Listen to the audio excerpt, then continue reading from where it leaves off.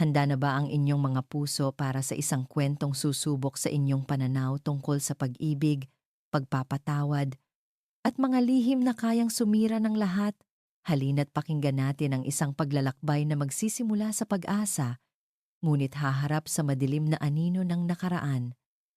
Sabi nila, ang kabutihan ay parang isang kandila sa gitna ng dilim, pero paano kung ang mismong dilim na iyon ay isang pusong nasugatan na at pilit na isinara ang pinto para sa anumang liwanag? Ito ang kwento ni Lira sa isang lugar na tinatawag niyang Pag-asa, isang malamig na paraiso. Ang pader ay tila walang katapusan, gawa sa matitibay na bato, mataas, at nakakatakot. Tila isinisigaw nito sa sinumang nasa labas na hindi sila kabilang sa mundo sa loob. Para kay Lira, na may daladalang isang luma at medyo punit na bag, ang pader na iyon ang hangganan sa pagitan ng kanyang desperadong nakaraan at ng inaasam niyang kinabukasan. Huminga siya ng malalim, pinipigilan ang panginginig ng kanyang mga kamay. Sa isip niya, nakikita pa rin niya ang itsura ng kanilang maliit na bahay sa probinsya matapos itong wasakin ng bagyo. Nakikita pa rin niya ang mga luha sa mata ng kanyang ina at ang pag-aalala sa mukha ng kanyang ama. Ang trabahong ito ang kanilang tanging pag-asa. Kailangan niyang magpakatatag. Bumukas ang dambuhalang gate na bakal sa isang marahang, halos walang ingay na paraan na tila isang halimaw na ibinubuka ang bibig nito. Tumambad sa kanya ang isang paraisong hindi pa niya nakita kahit sa panaginip. Malawak na hardin na may mga bulaklak na iba't iba ang kulay, isang fountain sa gitna na may mga anghel na bato, at sa dulo ng mahabang daanan ng sasakyan, isang mansyon na kasing laki ng simbahan sa kanilang bayan. Ngunit ang paraisong iyon ay may kasamang kakaibang lamig. Masyadong perpekto ang lahat, masyadong tahimik. Isang babaeng may edad na nakasuot ng plansadong-plansadong uniforme ng isang mayordoma ang sumalubong sa kanya sa may pinto. Ang kanyang buhok ay nakapusod ng mahigpit at ang kanyang mukha ay walang emosyon. "Ikaw si Lira Reyes?" tanong ng babae. Ang boses ay matigas at formal. "Opo." "Ako po." Sagot ni Lira, pilit nang ngumingiti. "Ako si Ofelia, ang head housekeeper. Halika, sumunod ka sa akin. Walang paligoy-ligoy. Walang kumusta ang biyahe mo." Dinala siya ni Manang Ofelia sa loob at lalong nanliit si Lira sa kanyang sarili. Ang sahig ay gawa sa marmol na kumikinang, ang mga chandelier ay parang mga bituin na nahulog mula sa langit. Ang bawat gamit ay mukhang mas mahal pa sa lahat ng ari-arian ng kanilang pamilya. Huminto sila sa gitna ng sala. Humarap sa kanya si Manang Ofelia, ang mga mata nito'y tila sinusuri ang kanyang pagkatao. "Bago ang lahat, Lira, may mga patakaran sa bahay na ito. Simple lang ang mga ito, pero kailangan mong isaksak sa isip mo. Una, kung anuman ang makita mo o marinig mo sa loob ng pamamahay na ito, dito lang yan mananatili. Pangalawa, bawal ang tamad. Pangatlo, at pinakaimportante sa lahat, bawal magsinungaling. At bawal na bawal magpasok ng kahit sinong hindi taga rito. Maliwanag?" Tumango si Lira. Ang lalamunan ay tila natuyo. "Opo, Manang Ofelia." "Maliwanag po. Mabuti." Sa sandaling iyon, isang presensya ang tila nagpabigat sa hangin. Isang lalaki ang bumababa mula sa engrandeng hagdanan, matangkad, nakasuot ng mamahaling business suit, at may mukhang tila inukit ng isang anghel, ngunit ang mga mata nito, walang buhay, malamig. Dumaan ito sa kanilang harapan, hindi man lang sumulyap kay Lira. Ang tingin nito ay diretso lang kay Manang Ofelia. "Manang," sabi ng lalaki, ang boses ay kasing lamig ng kanyang mga mata. "Siguraduhin mong malinis ang background niya." Iyong lang. Nagpatuloy na ito sa paglakad palabas ng mansyon na tila si Lira ay isang kasangkapan lamang na hindi karapat-dapat pag-aksayahan ng isang tingin. Naramdaman ni Lira ang pamumula ng kanyang mga pisngi. Iyon pala ang amo niya, si Mr. Mateo de Villa. Ihahatid na kita sa kwarto mo, sabi ni Manang Ofelia na binasag ang katahimikan. Ang kwarto ni Lira ay nasa likurang bahagi ng mansyon. Maliit lang ito pero malinis. May isang kama, isang maliit na aparador, at isang bintanang nakatanaw sa pader na bato sa likod bahay. Sapat na, para kay Lira, ito ay isang palasyo na kumpara sa pansamantalang tinutuluyan ng kanyang pamilya. Nang maiwan siyang mag-isa, naupo siya sa gilid ng kama. Niyakap niya ang kanyang bag. Sa wakas, nakapasok na siya. May pag-asa na. Ngunit habang inililibot niya ang kanyang paningin, may isang bagay na pumukaw sa kanyang atensyon. Sa may sulok ng kisame, malapit sa pinto, may isang maliit na itim na tuldok. Isang ilaw na kulay pula ang kumikislap ng napakabagal. Isang kamera. Biglang bumalot sa kanya ang pakiramdam na siya ay isang bilanggo.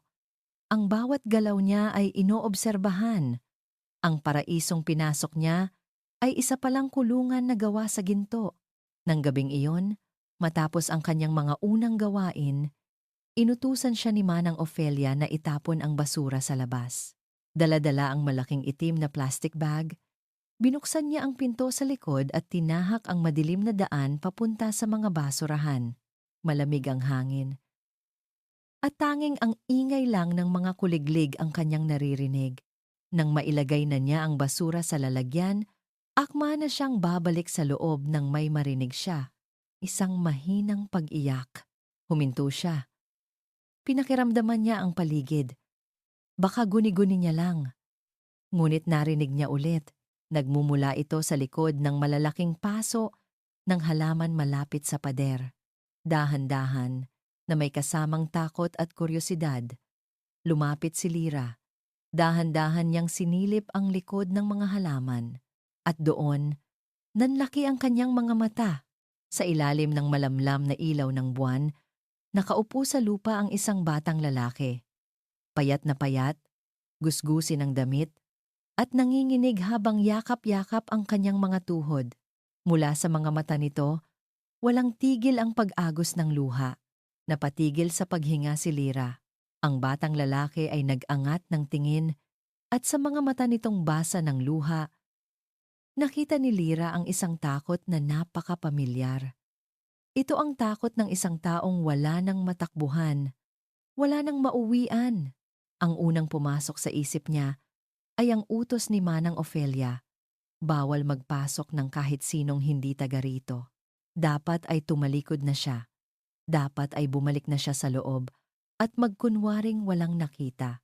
Iyon ang tamang gawin. Iyon ang ligtas na gawin. Pero ang mga paa niya ay tila nakapako sa kinatatayuan. Ang puso niya ay tila kinukurot. Sumagi sa isip niya ang kanyang pamilya sa probinsya. Paano kung isa sa mga kapatid niya ang nasa kalagayan ng batang ito? Nanginginig sa ginaw, umiiyak sa gutom, nag-iisa sa dilim. Hindi niya iyon matitiis. Dahan-dahan, lumuhod si Lira para maging kapantay ng bata. Bata, anong pangalan mo? Mahina niyang tanong. Tinitiyak na walang lambing ng awa sa kanyang boses. Umiling lang ang bata. Lalong isiniksik ang sarili sa pader. Esh, huwag kang matakot, sabi ni Lira. Hindi kita sasaktan. Itinuro niya ang pinto sa likod. Gutom ka ba? Sandali lang. Kukuha ako ng pagkain. Hintayin mo ako dito, ha? Huwag kang aalis. Mabilis ngunit maingat na bumalik si Lira sa loob ng mansyon. Ang bawat hakbang niya papasok sa kusina ay puno ng kaba. Ang buong bahay ay tahimik na. Marahil ay natutulog na si Manang Ofelia. Ang tanging kalaban niya ay ang katahimikan at ang mga kamerang nakabantay sa bawat sulok. Sinikap niyang iwasan ang mga lugar na alam niyang may kamera. Dahan-dahan niyang binuksan ang ref. Kumuha ng isang karton ng gatas. Kumuha siya ng 2 piraso ng tinapay mula sa lalagyan Habang isinasalin niya ang gatas sa isang baso, nanginginig ang kanyang kamay. Paano kung may makakita sa kanya? Paano kung magising si Manang Ofelia? Ngunit ang imahe ng batang umiiyak ay mas malakas kaysa sa kanyang takot. Dala ang pagkain, muli siyang lumabas. Naroon pa rin ang bata. Sa parehong posisyon, inabot ni Lira ang tinapay at gatas. Walang pag-aalinlangan, kinuha ito ng bata. Habang pinapanood niya ito, lalong kumirot ang puso ni Lira. Anong pangalan mo? Tanong niya ulit. Marco. Sagot ng bata sa pagitan ng pagsubo. Nasaan ang mga magulang mo, Marco? Nagkibit balikat lang ito. Wala na po. May kamag-anak ka ba? Umiling si Marco. Mayroon po, pero masama siya. Tumatakas po ako sa kanya. Doon na tuluyang gumuho ang anumang natitirang pag-aalinlangan sa puso ni Lira. Hindi niya kayang iwan ang batang ito sa labas, lalo na't may tumutugis dito. Marco, sabi ni Lira, ang kanyang boses ay naging desidido. Gusto mo bang sumama sa akin sa loob? May kwarto ako. Pwede kang magtago doon ngayong gabi. Mas mainit doon. Nanlaki ang mga mata ni Marco. Isang bahid ng pag-asa ang sumilay doon. Tumango ito ng dahan-dahan, pero kailangan nating maging sobrang tahimik. Babala ni Lira. At kailangan mong sundin lahat ng sasabihin ko. Hindi tayo pwedeng mahuli. Maliwanag? Tumango ulit si Marco. Mas mabilis ngayon. Nagsimula ang kanilang delikadong paglalakbay. Hinawakan ni Lira ang maliit at malamig na kamay ni Marco. Ang bawat hakbang nila sa madamong bahagi ng hardin ay tila isang malakas na kaluskos sa nakakabinging katahimikan ng gabi. Dito tayo dumaan. Bulong ni Lira. Itinuturo ang daan na mas malapit sa pader, kung saan mas madilim ang mga anino. Ang puso ni Lira ay kumakabog ng napakabilis, na tila gusto nang kumawala sa kanyang dibdib. Ang bawat pag-angat niya ng paa, ang bawat paghinga niya, ay puno ng pag-iingat. Ang pagbukas ng pinto sa likod ay gumawa ng isang mahinang langit-ngit na para kay Lira ay kasing lakas ng isang kulog. Nasa loob na sila. Ang pasilyo ay madilim. Tanging ang sinag lang ng buwan mula sa matataas na bintana ang nagsisilbing ilaw. Lumilikha ito ng mahahabang anino na tila mga multong nagbabantay. Yuko. Bulong ulit ni Lira nang mapadaan sila sa isang sulok kung saan alam niyang may kamera. Ginaya siya ni Marco. Gumagapang na parang isang pusang nag-iingat para silang mga espiya sa sarili nilang teritoryo. Mga magnanakaw ng katahimikan. Nang malapit na sila sa hagdanan papunta sa mga kwarto ng katulong, isang tabla sa sahig ang tumunog ng bahagya. Pareho silang natigilan. Pigil hininga. Naghintay sila, nakikinig sa anumang tunog, anumang senyales na may nagising. Ngunit wala. Tanging ang marahang ugong lang ng aircon ang kanilang naririnig. Nakahinga sila ng maluwag at nagpatuloy. Sa wakas, pinihit niya ang seradura ng dahan-dahan, dahan-dahan, hanggang sa bumukas ito. Isinilid niya si Marco sa loob at mabilis na isinara ang pinto nang walang ingay. Napasandal si Lira sa pinto at doon lang niya naramdaman na kanina pa pala siya hindi humihinga ng maayos. Napatingin siya kay Marco na nakatayo sa gitna ng kwarto. Ang mga matay manghang-mangha at takot pa rin. Okay ka lang? Tanong ni Lira. Tumango si Marco. Makinig ka, sabi ni Lira habang inilalatag ang isang kumot sa sahig sa ilalim ng kanyang kama. Dito ka matutulog. Sa ilalim ng kama, kahit anong mangyari. Huwag kang lalabas at huwag kang gagawa ng ingay, naiintindihan mo? Muling tumango si Marco. Inabutan siya ni Lira ng isang unan sa mga mata ni Marco. Nakita ni Lira ang isang pasasalamat na hindi kayang bigkasin ng mga salita. Pumasok ito sa ilalim ng kama at humiga, yakap-yakap ang unan. Nakahinga na ng maluwag si Lira. ligtas sila. Sa ngayon, pinatay niya ang ilaw at humiga na rin sa kanyang kama.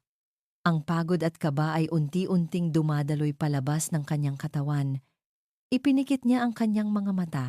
Bukas, kailangan niyang isipin kung ano ang susunod na gagawin. Ngunit ngayong gabi, kahit papaano, may isang batang hindi matutulog sa lansangan. Nagsisimula na siyang antukin nang bigla. Tok tok tok! Isang malakas at biglaang katok sa pinto ang gumising sa bawat himaymay ng kanyang nerbiyos. Napabalikwas siya ng bangon. Ang puso niya'y muling tumibok ng pagkaripas-ripas. Ang boses sa labas ng pinto ay malamig, matigas, at hindi mapagkakamalan. Lira, sabi ni Manang Ofelia mula sa labas. Bakit bukas ang pinto sa likod? Ang kadiliman ang kanlungan ni Mateo de Villa. Sa kanyang opisina, na tanging ang malamlam na ilaw mula sa 4 na malalaking monitor ang nagbibigay liwanag. Ang mundo sa labas ay nawawala. Dito, siya ang may kontrol. Dito, nakikita niya ang lahat. Isang baso ng mamahaling alak ang nakapatong sa kanyang mesa. Hindi pa nababawasan. Ang kanyang mga mata ay nakatuon sa mga screen. Ang mga daliri ay marahang nagkiklik sa mouse. Pinapalitan ng mga view mula sa isang kamera patungo sa isa pa. Kamera sa gate, kamera sa hardin, kamera sa sala, kamera sa bawat pasilyo. Ito ang kanyang ritual gabi-gabi. Isang nakasanayang hindi niya mabitawan. Isang obsession na ipinanganak mula sa isang bangungot. Ang kanyang mga mata ay dumaan sa kamera na nasa pasilyo malapit sa kwarto ng mga katulong. Wala namang kakaiba. Tahimik. Ngunit may kung anong pakiramdam sa loob niya. Ang nagsasabing may mali. Ipinikit niya ang kanyang mga mata saglit at isang imahe ang mabilis na sumulpot sa kanyang isipan. Matingkad at masakit na parang kahapon lang nangyari. Isang tawa ng bata. Ang kanyang nakababatang kapatid, si Miguel, na tumatakbo sa hardin, hawak-hawak ang isang kompas na pilak na regalo niya. Masayang masaya ito.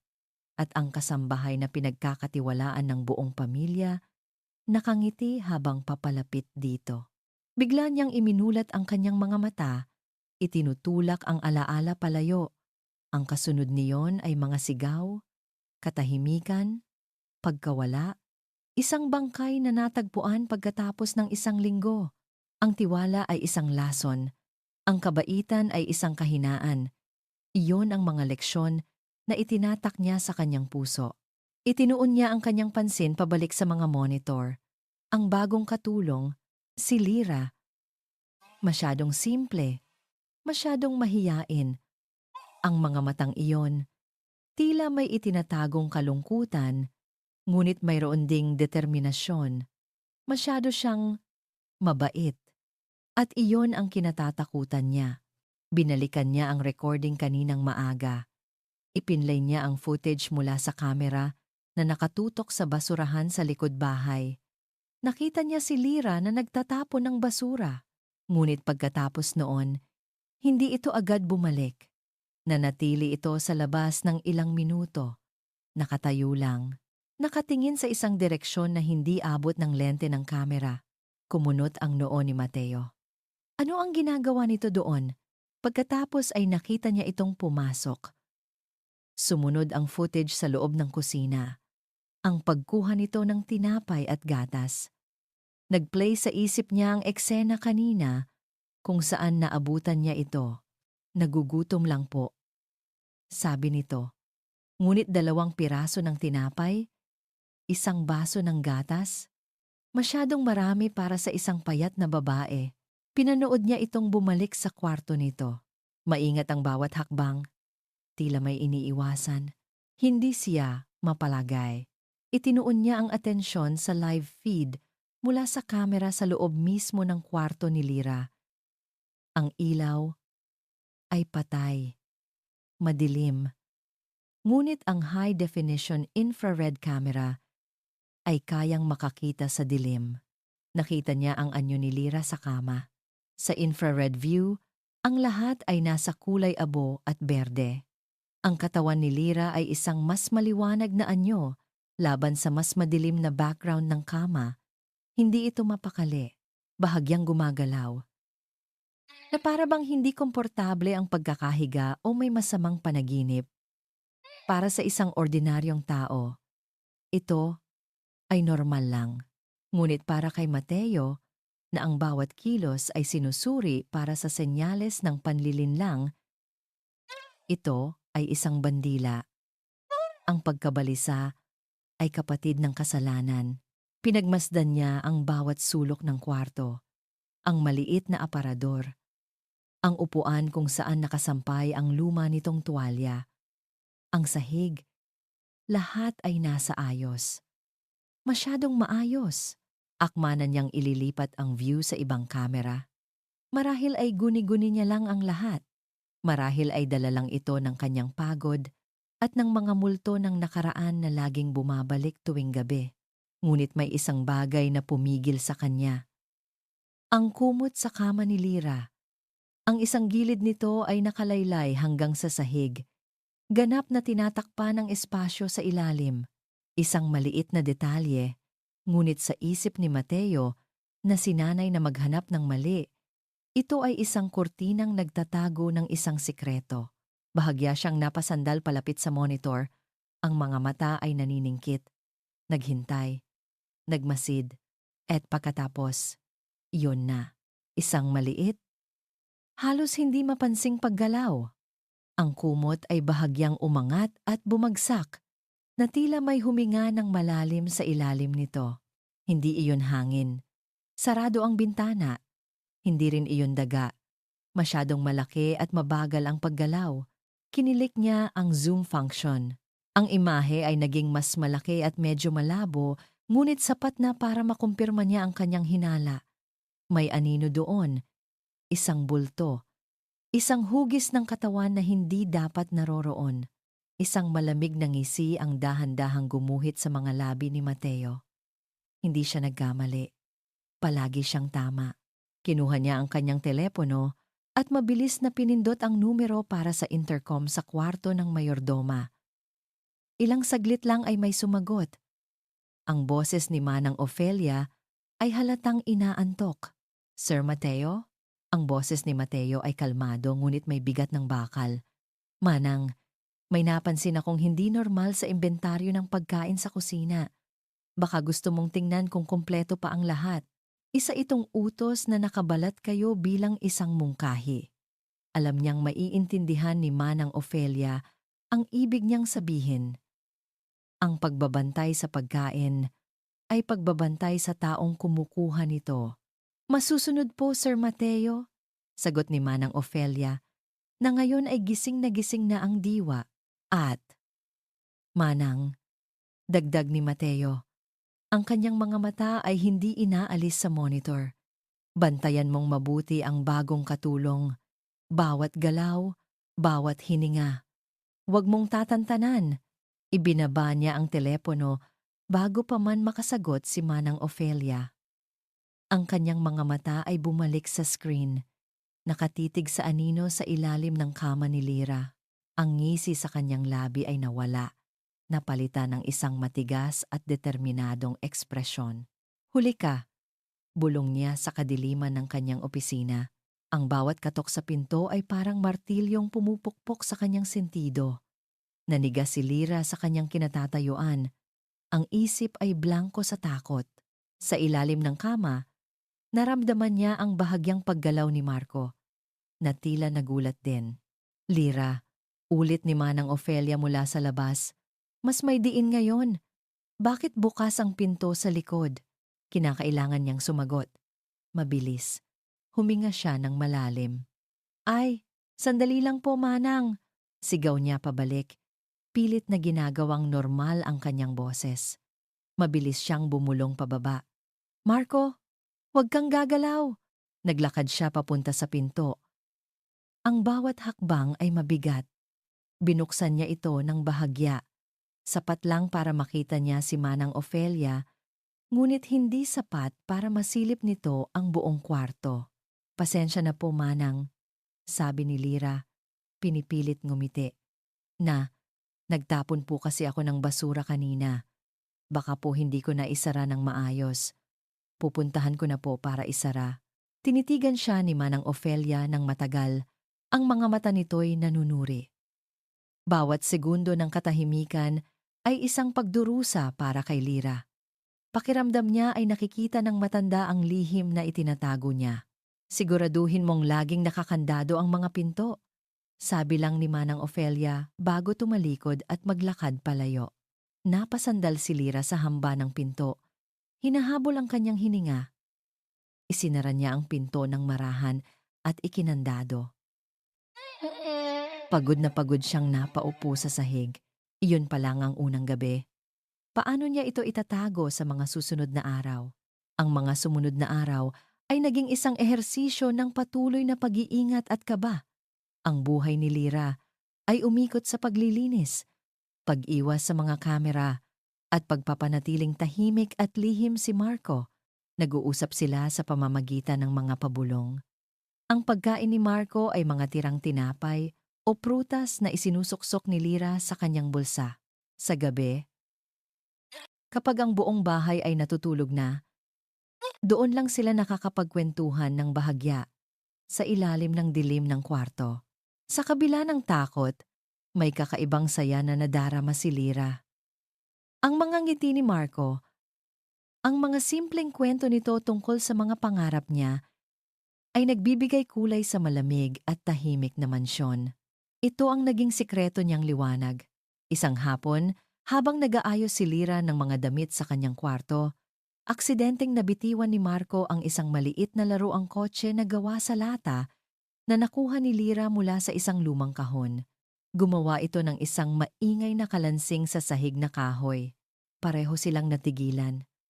Ang mga mata ay nanlalaki sa takot. Maya-maya lang, may kumatok. Lira? Anong tunog yon? Boses ni Manang Ofelia. Mabilis na itinulak ni Lira si Marco sa ilalim ng kama. Ako po, Manang! Sigaw niya. Nalaglag ko lang po, yung hanger na metal. Ilang segundong katahimikan. Pagkatapos ay narinig ni Lira ang mga yabag na papalayo. Nakahinga siya ng maluwag. Ngunit ang kanyang puso ay halos hindi na maawat sa bilis ng tibok. Masyadong mapanganib. Palapit sila ng palapit sa pagkakatuklas. Kinagabihan, naubusan na ng pagkain si Lira na naitago niya para kay Marco. Kailangan niyang kumuha sa kusina. Hinintay niya hanggang hating gabi, kung kailan sigurado siyang tulog na ang lahat. Dahan-dahan siyang naglakad sa madilim na pasilyo. Ang mga paa ay walang sapin para walang ingay. Narating niya ang kusina. Ang tanging ilaw ay mula sa buwan sa labas.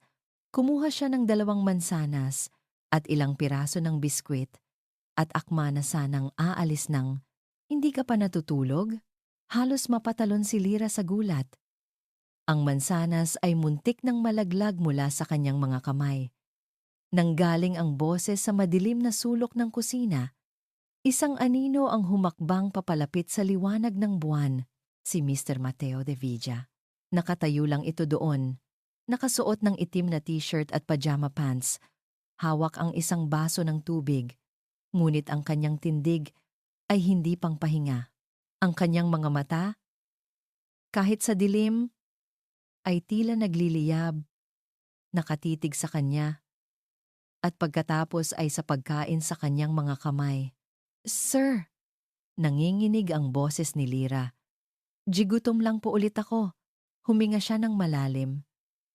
Sinusubukang alalahanin ang palusot na binuo niya sa kanyang isipan. May malakas po talaga akong kumain kapag gabi. Naglakad si Mateo papalapit. Bawat hakbang nito ay tila nagpapabigat sa hangin. Huminto ito sa mismong tapat niya. Napakabango nito. Isang amoy na mamahalin at panlalaki, ngunit ang presensya nito ay nakakatakot. Tinitigan nito ang pagkain sa kamay niya. Pagkatapos ay tinitigan siya sa mata. Walang emosyon ang mukha nito. Ngunit pakiramdam ni Lira ay hinuhubaran nito ang kanyang kaluluwa. Binabasa ang bawat kasinungalingan na namumutawi sa kanyang mga labi. Ganon ba? Sabi lang nito. Ang boses ay patag at malamig. Hindi ito tanong, kundi isang pahayag na puno ng pagdududa. Hindi na nagsalita pa si Mateo. Nilagpasan lang siya nito, naglagay ng yelo sa kanyang baso, at umalis na tila hangin lang si Lira. Naiwan si Lirang nakatayo doon, nanginginig. Yakap-yakap ang mga mansanas at biskwit. Pakiramdam niya ay nakaligtas siya sa isang interogasyon. Mabilis siyang bumalik sa kanyang kwarto, humihingal na tila kakatapos lang tumakbo sa isang marathon. Sumandal siya sa nakasaradong pinto at napapikit. Ligtas na sila. Hindi siya nahuli. Ngunit hindi niya alam na matapos siyang talikuran ni Mr. Mateo de Villa, hindi ito umakyat sa kwarto nito. Dumiretso ito sa kanyang opisina. Umupo sa harap ng mga monitor at mabilis na ni-rewind ang recording mula sa kamera sa kusina. Ilang minuto lang ang nakalipas. Kinabukasan, ang hangin sa mansyon ay tila mas mabigat kaysa dati. Bawat utos ni Manang Ofelia ay may kasamang matalim na tingin. Bawat pagdaan niya sa mga pasilyo, nararamdaman ni Lira ang titig ng mga kamera sa kanyang likuran na parang mga matang mapanghusga. Sa opisina ni Mateo, ang desisyon ay buo na. Ngayon na, sabi niya kay Manang Ofelia na nakatayo sa tabi niya, parehong nakatingin sa mga monitor. Ayoko nang patagalin pa ito. Pinakita ni Mateo sa matanda ang recording kagabi. Si Lira sa kusina, ang pagkain, ang pagsisinungaling. Pagkatapos, ipinakita niya ang anino sa ilalim ng kama. Ang mukha ni Manang Ofelia ay namutla, napalitan ng isang halo ng galit at pagkadismaya. Walang hiya, bulong niya. Katulad din siya ng dati. Hindi niya itinuloy ang sasabihin, ngunit naintindihan ito ni Mateo. Tawaging mo siya, daling mo Jito, utos ni Mateo. Pero sir, hindi po natin alam kung sino ang kasama niya. Baka mapanganib. Gawin mo na lang ang sinabi ko, putol ni Mateo. Natagpuan ni Manang Ofelia si Lira na nagpupunas ng mga bintana sa sala. Lira, pinapatawag ka ni Sir Mateo sa opisina. Ngayon din, kinabahan agad si Lira. Ang opisina, hindi pa siya nakakapasok doon. Babakit po? Sumunod ka na lang. Habang naglalakad sila papunta sa opisina, ang bawat hakbang ni Lira ay tila 1 milya ang haba. Pagpasok niya, nakita niya si Mr. Mateo na nakaupo sa likod ng malaking mesa nito. Ang mukha nito ay parang yelo.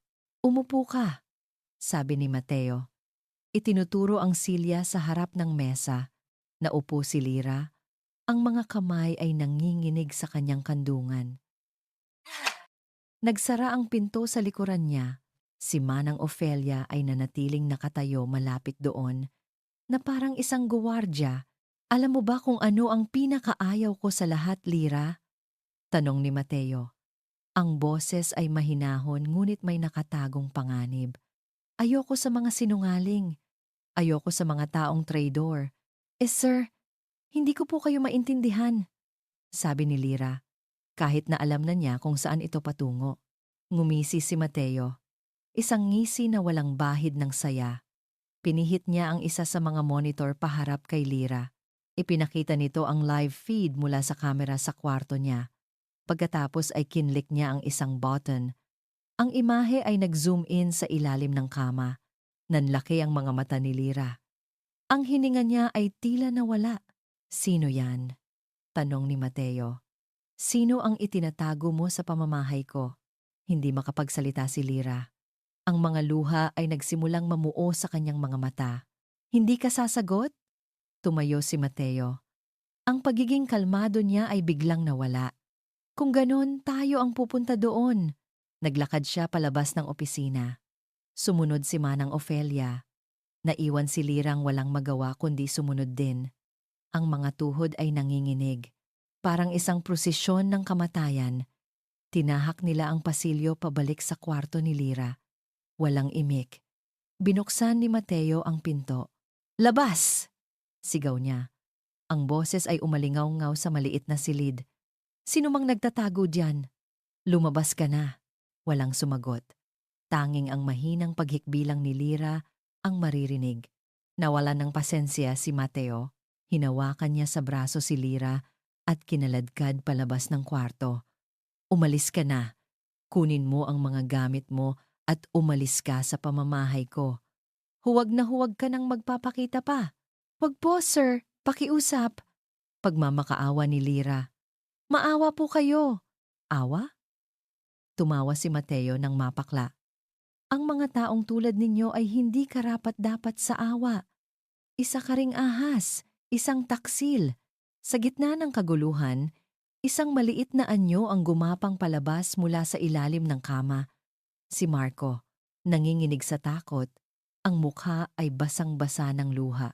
Tumingin siya sa umiiyak na si Lyra at pagkatapos ay sa galit na si Mateo. Sa isang iglap, nawala ang takot sa mukha ng bata. Napalitan ng isang biglaang katapangan. Tumakbo si Marco at niyakap ang mga binti ni Lyra na parang isang kalasag. "Huwag niyo pong saktan si Ate Lyra!" sigaw nito. Ang munting boses ay puno ng determinasyon. Natigilan si Mateo. Natigilan si Manang Ofelia. Si Lyra ay napayuko na lang, umiiyak habang yakap ang ulo ni Marco. Ang atensyon ni Mateo ay napunta sa bata. Isang inis na tingin ang ipinukol niya dito. Akma na niyang itutulak ang bata palayo. Akma nang sisigawan ito na umalis na rin. Ngunit bigla siyang natigilan. Ang kanyang kamay ay huminto sa ere. Ang kanyang mga mata ay nanlaki, hindi dahil sa bata, kundi dahil sa bagay na nakasabit sa leeg nito. Isang bagay na kumikinang sa ilalim ng ilaw. Isang kompas. Gawa sa pilak, luma na, at may gasgas. At may isang maliit na yupi sa isang gilid. Ang mundo ni Mateo ay tila huminto sa pag-ikot. Ang ingay ay nawala. Ang galit ay biglang naglaho. Napalitan ng isang alon ng pagkalito at panginginig na hindi niya naramdaman sa loob ng maraming taon. Dahan-dahan, na parang sa isang panaginip, lumuhod si Mateo sa sahig para maging kapantay ng bata. Ang kanyang mukha, na kanina'y puno ng galit, ngayon ay puno ng isang emosyong hindi maintindihan ni Lyra. Ang kanyang boses ay nanginginig, isang bagay na hindi pa niya kailanman narinig mula dito. Itinuro niya ang kompas. "Bata, saan mo nakuha yan?" Ang tanong ni Mateo ay nakabitin sa hangin, mabigat at puno ng kahulugan. Si Lyra, na kanina'y basang-basa ng luha, ay natigilan. Napatingin siya mula sa nanginginig na si Mr. Mateo patungo sa kompas sa leeg ni Marco. Maging si Manang Ofelia ay natulala. Ang bibig ay bahagyang nakaawang, ang galit na namumuo sa silid kanina ay biglang napalitan ng isang nakakabinging katahimikan na puno ng pagtatanong. Si Marco, na nakayakap pa rin kay Lyra, ay sumilip kay Mateo. Nakita niya ang pagbabago sa mukha ng lalaki. Hindi na ito galit, tila nalulungkot. Saan mo nakuha yan, bata?" Ulit ni Mateo. Mas mahina na ang boses ngayon, halos pabulong. Inosenteng hinawakan ni Marco ang kompas. "Bigay po ng nanay ko," sagot niya. Bago po siya mawala, sabi niya, "Ito na lang daw po ang alaala niya sa akin, nanay." Ang salitang iyon ay tumama kay Mateo na parang isang sampal. Ang teorya niya, ang paniniwala niyang si Lyra ang nagpasok sa bata para sa isang masamang balak, ay biglang nagkalamat. Tumayo si Mateo. Ang isip ay gulong-gulo. Tumingin siya kay Lyra, pagkatapos ay kay Marco, pagkatapos ay kay Manang Ofelia. Ang kanyang mukha ay isang blankong canvas. Wala ng galit, ngunit wala ring awa. Tanging pagkalito. "Manang Ofelia," sabi niya. Ang boses ay muling naging formal at may awtoridad. "Dalhin mo sila sa kusina. Bigyan mo ng pagkain ang bata. Siguraduhin mong hindi sila aalis. Walang tanong-tanong na sumunod si Manang Ofelia. Inakay niya si Lira at Marco palabas ng silid. Bago isara ang pinto, sumulyap siya kay Mateo. Nakatayo lang ito sa gitna ng kwarto ni Lira, nakatingin sa espasyo sa ilalim ng kama kung saan nagtago si Marco. Tila isang estatwang nawawala sa sariling mundo. Nang maiwang mag-isa, dahan-dahang naglakad si Mateo pabalik sa kanyang opisina. Ikinandado niya ang pinto. Ang kompas. Hindi siya maaaring magkamali. Iyon ang kompas na ipinagawa pa niya sa isang platero sa Europa para sa ika-10 kaarawan ni Miguel. Ang yupi sa gilid iyon ay mula sa pagkakabagsak nito sa semento nang minsang maghabulan sila sa hardin. Walang ibang may ganoong kompas sa buong mundo. Paano ito napunta sa batang iyon? Binuksan niya ang isang nakatagong safe sa likod ng isang painting. Mula roon, kinuha niya ang isang manipis na folder. Miguel de Villa, ang nakasulat sa labas. Nanginginig ang kamay niya nang buksan niya ito. Sa loob ay mga lumang ulat ng pulisya, mga clipping mula sa dyaryo at isang litrato. Ang litrato ni Miguel, nakangiti ng malapad, ang buhok ay magulo, at sa leeg nito, nakasabit ang kompas na pilak. Pinagtabi niya sa isip ang mukha ni Miguel at ang mukha ng batang lalaki. May hawig, ang hugis ng mga mata, ang maliit na nunal sa gilid ng labi na halos hindi makita. Isang pagkakataon lang ba o isang laro ng tadhana na masyadong malupit para paniwalaan? Hindi. Imposible. Ipinilig ni Mateo ang kanyang ulo. Pilit na iwinawaksi ang ideya. Patay na si Miguel. Matagal nang patay. Ang pag-asang ito ay isang lason, isang ilusyon na lalo lang magpapabigat sa sugat na hindi pa kailanman naghilom. Ang bata ay may ibang ina, ibang kwento, ang kompas. Marahil ay ninakaw lang o naibenta. Maraming posibleng paliwanag, ngunit kahit anong pilit niyang kumbinsihin ang sarili, ang maliit na binhi ng pagdududa at ng pag-asa ay naitanim na sa kanyang puso. Samantala, sa kusina, ang katahimikan ay halos masakit sa tainga. Inilapag ni Manang Ofelia ang isang plato ng mainit na kanin at adobo sa harap ni Marco. Walang imik na kumain ang bata. Si Lira naman ay nakaupo lang. Hindi ginagalaw ang pagkaing inihain din para sa kanya. Ang isip ay lumilipad. Ano ang ibig sabihin ng lahat ng ito? Ano ang mayroon sa kompas na iyon na nagpabago sa isang halimaw para maging isang taong naguguluhan? Kumain ka na, Lira, sabi ni Manang Ofelia. Ang boses ay hindi na kasing tigas ng dati, ngunit mayroon pa ring distansya.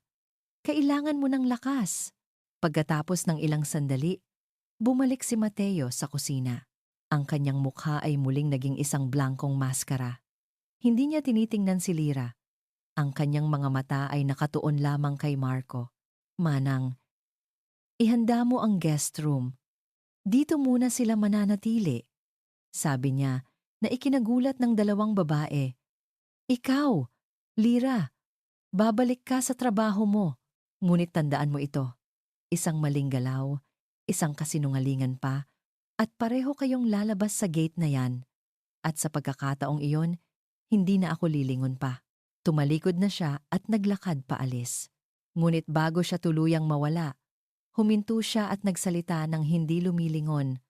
At Manang, huwag mong hahayaang mawala sa paningin mo ang batang yan. Nang gabing iyon, hindi natulog si Mateo.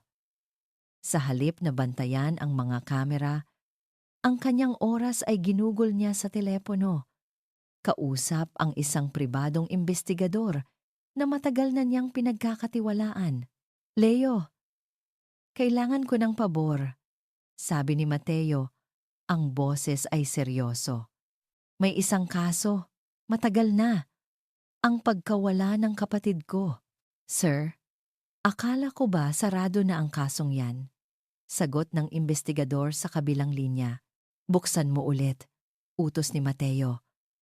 Gusto kong malaman ang lahat tungkol sa babaeng dumukot sa kanya. Anong nangyari sa kanya? Saan siya nagtago? Nagkaroon ba siya ng anak? Gusto kong malaman ang bawat detalye, Leo. Bawat hininga niya, matapos niyang sirain ang pamilya ko. Pagkababa ng telepono, tumayo si Mateo at lumapit sa bintana ng kanyang opisina. Mula roon, tanaw niya ang bintana ng guest room kung saan natutulog si Marco at Lira. Ang galit niya sa babaeng dumukot sa kanyang kapatid ay nagniningas pa rin. Ngunit ngayon, may kasama na itong bagong damdamin. Isang takot na tanong na gumugulo sa kanyang isipan. Paano kung ang babaeng iyon ay hindi lang basta kumuha ng isang buhay? Paano kung nagtago rin siya ng isa? Kinabukasan, tumawag ang investigador. Mabilis. Masyadong mabilis. Sir Mateo, sabi ni Leo, may pag-aalangan sa boses. May nahanap ako. Tungkol sa kasambahay na dumukot kay Miguel. Si Delia. Anong nalaman mo? Tanong ni Mateo. Ang puso ay kumakabog. Sir, ayon sa mga record ng pulisya, matapos ang insidente, nagtago siya. Walang nakakaalam kung saan. Pero may isang hindi kumpirmadong ulat. Isang impormante ang nagsabi na namatay siya sa isang aksidente sa bus sa probinsya ng Batangas. 1 taon matapos ang kidnapping. Aksidente? Opo, sir. At may kasama raw siyang bata noong mangyari iyon. Isang batang lalaki. Ang bata ay nakaligtas. Ang impormasyon mula sa investigador ay parang isang bombang sumabog sa tahimik na mundo ni Mateo. Isang batang lalaki. Nakaligtas.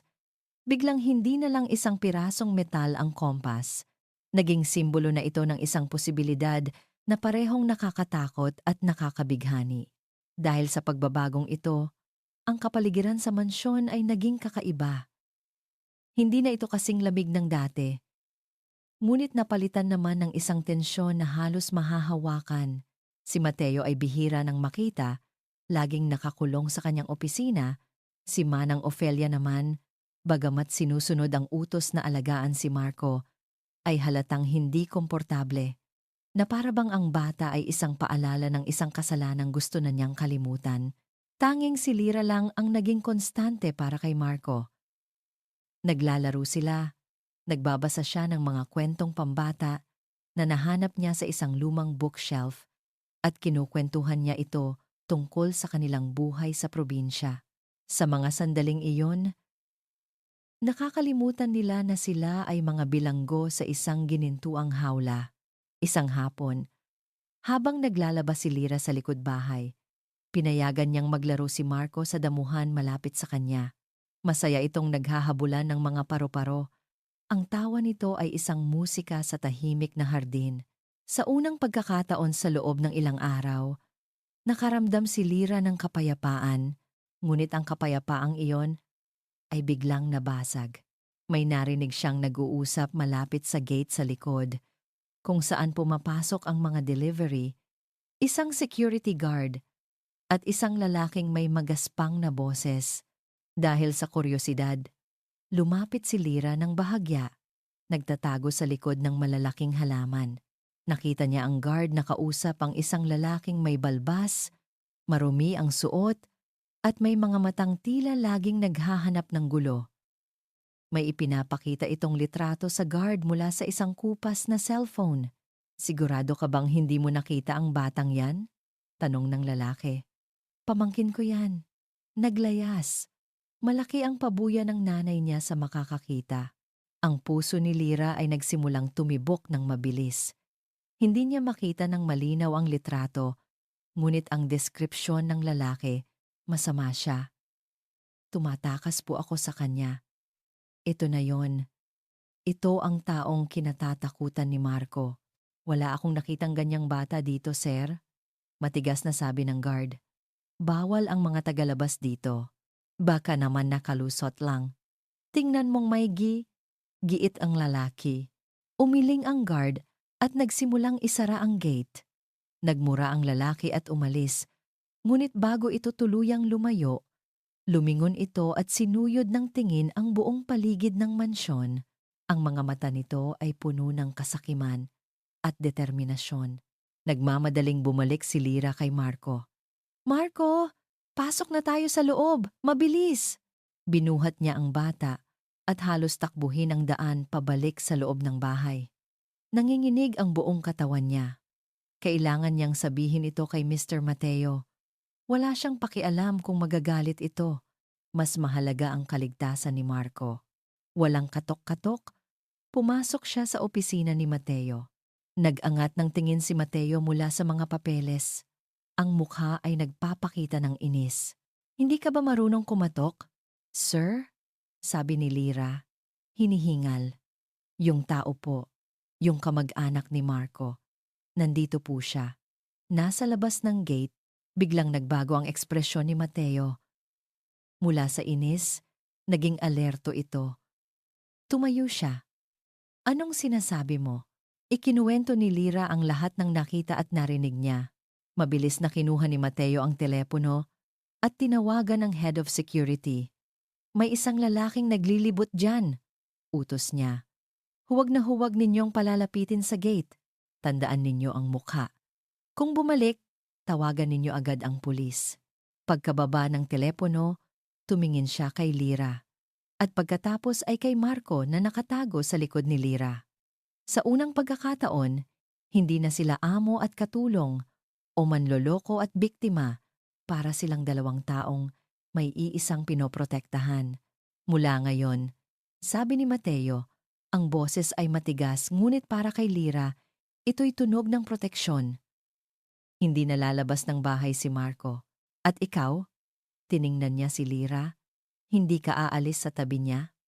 Maliwanag, tumango si Lyra.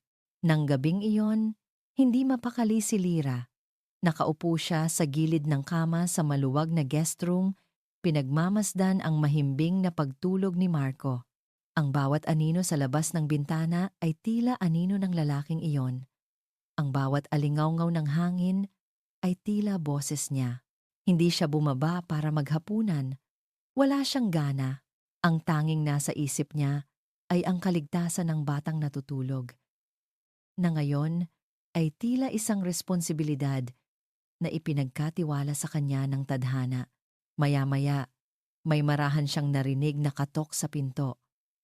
Hindi ito ang malakas at formal na katok ni Manang Ofelia. Iba ito, nag-aalangan. Dahan-dahan siyang tumayo at binuksan ang pinto. Nakatayo sa labas si Mr. Mateo de Villa, bihis pambahay. May dalang isang tray.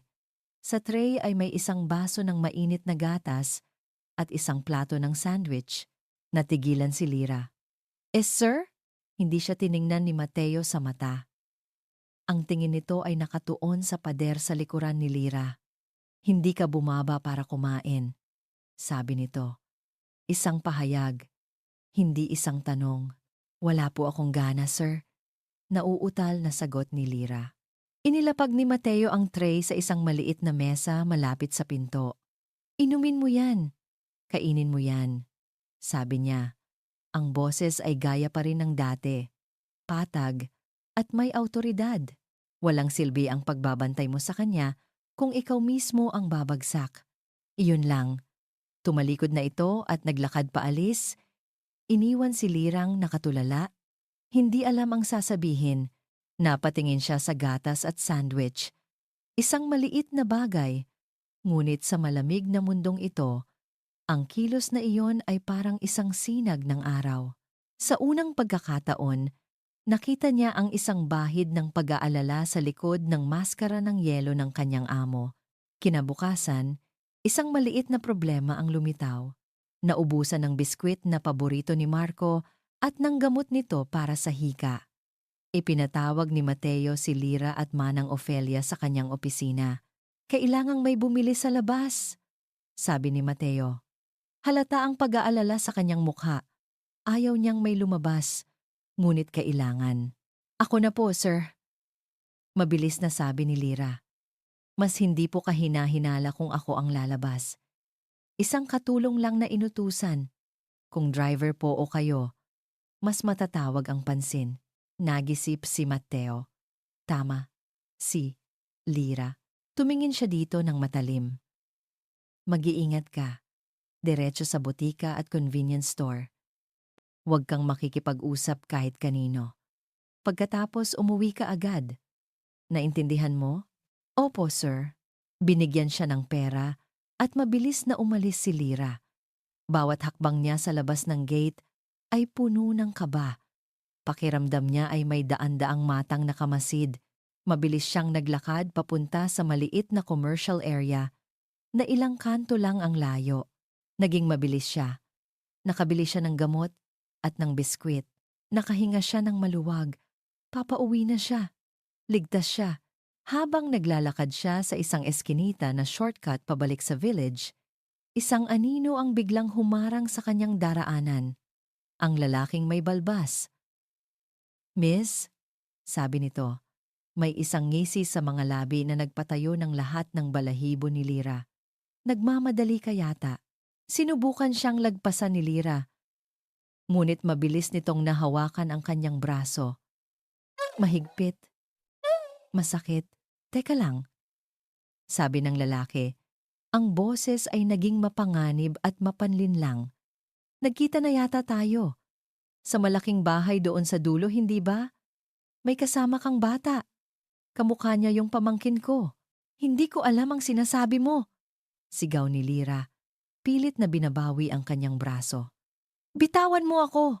Lalong humigpit ang hawak ng lalaki. Ang ngisi nito ay nawala. Napalitan ng isang itsurang sakim. Huwag na tayong maglokohan, miss. Alam kong nandyan ang bata. Mayaman ang amo mo, di ba? Baka naman pwedeng mag-usap tayo. Ibigay mo siya sa akin at bibigyan kita ng balato. Malaking pera to. Hayop ka! Sigaw ni Lira. Ang takot ay napalitan ng galit. Itinutulak niya ang lalaki. Pero mas malakas ito. Ayaw mo? Sabi ng lalaki. Ang mga matay nagdilim. Sige, sa ayaw at sa gusto mo, makukuha ko ang bata. Pero bago yon, itinulak siya ng lalaki pasandal sa pader. Ang isang kamay ay nananatiling nakahawak sa braso niya, habang ang isa ay nagsimulang gumapang sa kanyang baywang. Sinusubukang kunin ang supot na pinagbilhan niya. Nagsisigaw si Lira. Nagpupumiglas. Ngunit ang eskinita ay walang tao. Walang makakarinig sa kanya. Nagsimulang mamuo ang luha sa kanyang mga mata. Luha ng takot at kawalan ng pag-asa. Bigla, isang malakas na busina ng sasakyan ang umalingaw-ngaw sa eskinita. Isang itim na mamahaling kotse ang humarang sa daan. Ang mga headlight nito ay nakakasilaw. Mabilis na bumukas ang pinto sa driver's side. Si Mateo de Villa. Sa isang iglap, bumitaw sa kanya ang lalaki. Nagulat sa biglaang pagdating ng sasakyan. Bumaba si Mateo mula sa kotse. Ang bawat galaw ay kontrolado ngunit puno ng isang bagsik na ngayon lang nakita ni Lira. Ang kanyang mukha ay walang emosyon, ngunit ang kanyang mga mata ay nag-aapoy sa galit. Hindi ito ang galit na ipinakita niya kay Lira noon. Ito ay mas madilim, mas mapanganib. Bitawan mo siya, sabi ni Mateo. Ang boses ay mababa at malamig, ngunit tumatagos hanggang sa buto. Nag-atubili ang lalaki, ngunit pagkatapos ay ngumisi. Sino ka ba? Hindi sumagot si Mateo. Naglakad lang siya palapit. Aba, matapang ka ah, sabi ng lalaki. Bumunot ng isang maliit na patalim mula sa kanyang likuran. Ngunit bago pa man makakilos ang lalaki, mas mabilis si Mateo. Sa isang kisap mata, sinipa niya ang kamay ng lalaki. Dahilan para mawala ang patalim nito at lumagapak sa semento. Pagkatapos, sinuntok niya ito ng malakas sa mukha. Napahiga ang lalaki. Napahawak sa duguan nitong ilong. Wala kang karapatang hawakan siya, sabi ni Mateo. Ang boses ay puno ng babala. Hindi mo rin siya kilala. Isa lang siyang katulong na gumagawa ng trabaho niya. At kung magpakita ka pa ulit dito, sisiguraduhin kong hindi ka na makikita ng sinuman. Pinulot ni Mateo ang telepono mula sa kanyang bulsa at idiniyal ang isang numero. Pulis, may isang lalaki dito sa address ng mansyon, nanghaharas ng aking empleyado at nanggugulo sa aking ari-arian. May dala siyang patalim. Nakinig ang lalaki sa sinabi ni Mateo at biglang nanlaki ang mga mata nito. Nagmamadali itong tumayo at tumakbo palayo. Tinatakasan ang mga pulis. Tumingin si Mateo sa lalaking tumatakbo hanggang sa mawala ito sa paningin. Pagkatapos, lumingon siya kay Lira. Nakatingin lang si Lira kay Mateo. Ang luha ay patuloy pa ring umaagos mula sa kanyang mga mata, hindi dahil sa takot, kundi dahil sa ginhawa. Ito ang unang pagkakataon na may nagprotekta sa kanya ng ganito. Napakataas ng kanyang kaba at nanginginig ang buong katawan niya. Lumapit si Mateo at sa unang pagkakataon, hinawakan niya ang balikat ni Lira. Ang paghawak niya ay hindi masakit, hindi mabigat, kundi nagpapagaan. Okay ka lang? Tanong niya, ang boses ay bahagyang may pag-aalala. Tumango si Lira. Hindi makapagsalita. Bumalik na tayo sa kotse, sabi ni Mateo. Inalalayan siya papunta sa sasakyan. Ipaliwanag mo sa akin ang lahat ng nalalaman mo tungkol sa lalaking iyon.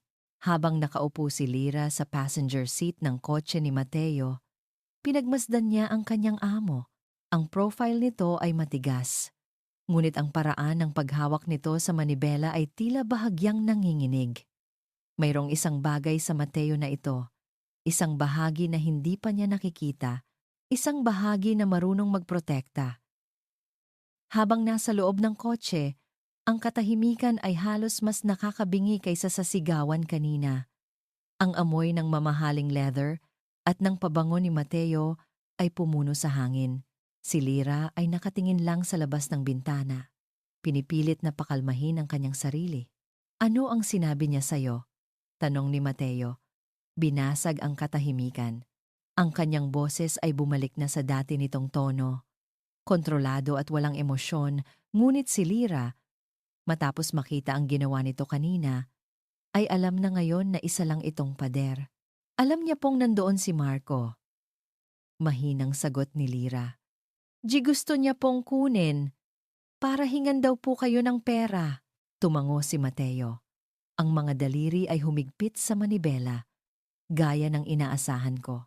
Ang pangyayaring ito ang nagtulak kay Mateo na kumilos ng mas mabilis.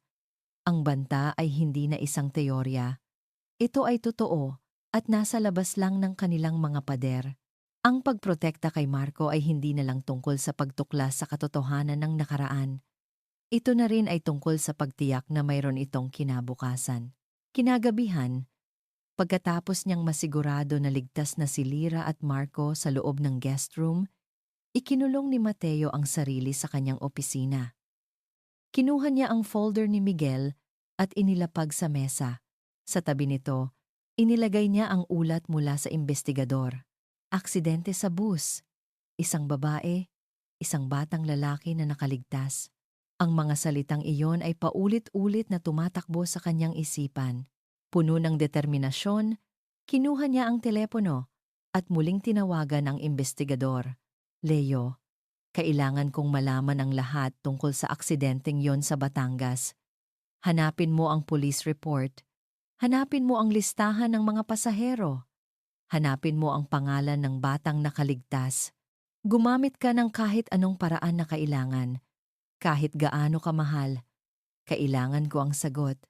Ngayon na, pagkababa ng telepono, napasandal si Mateo sa kanyang silya at ipinikit ang mga mata.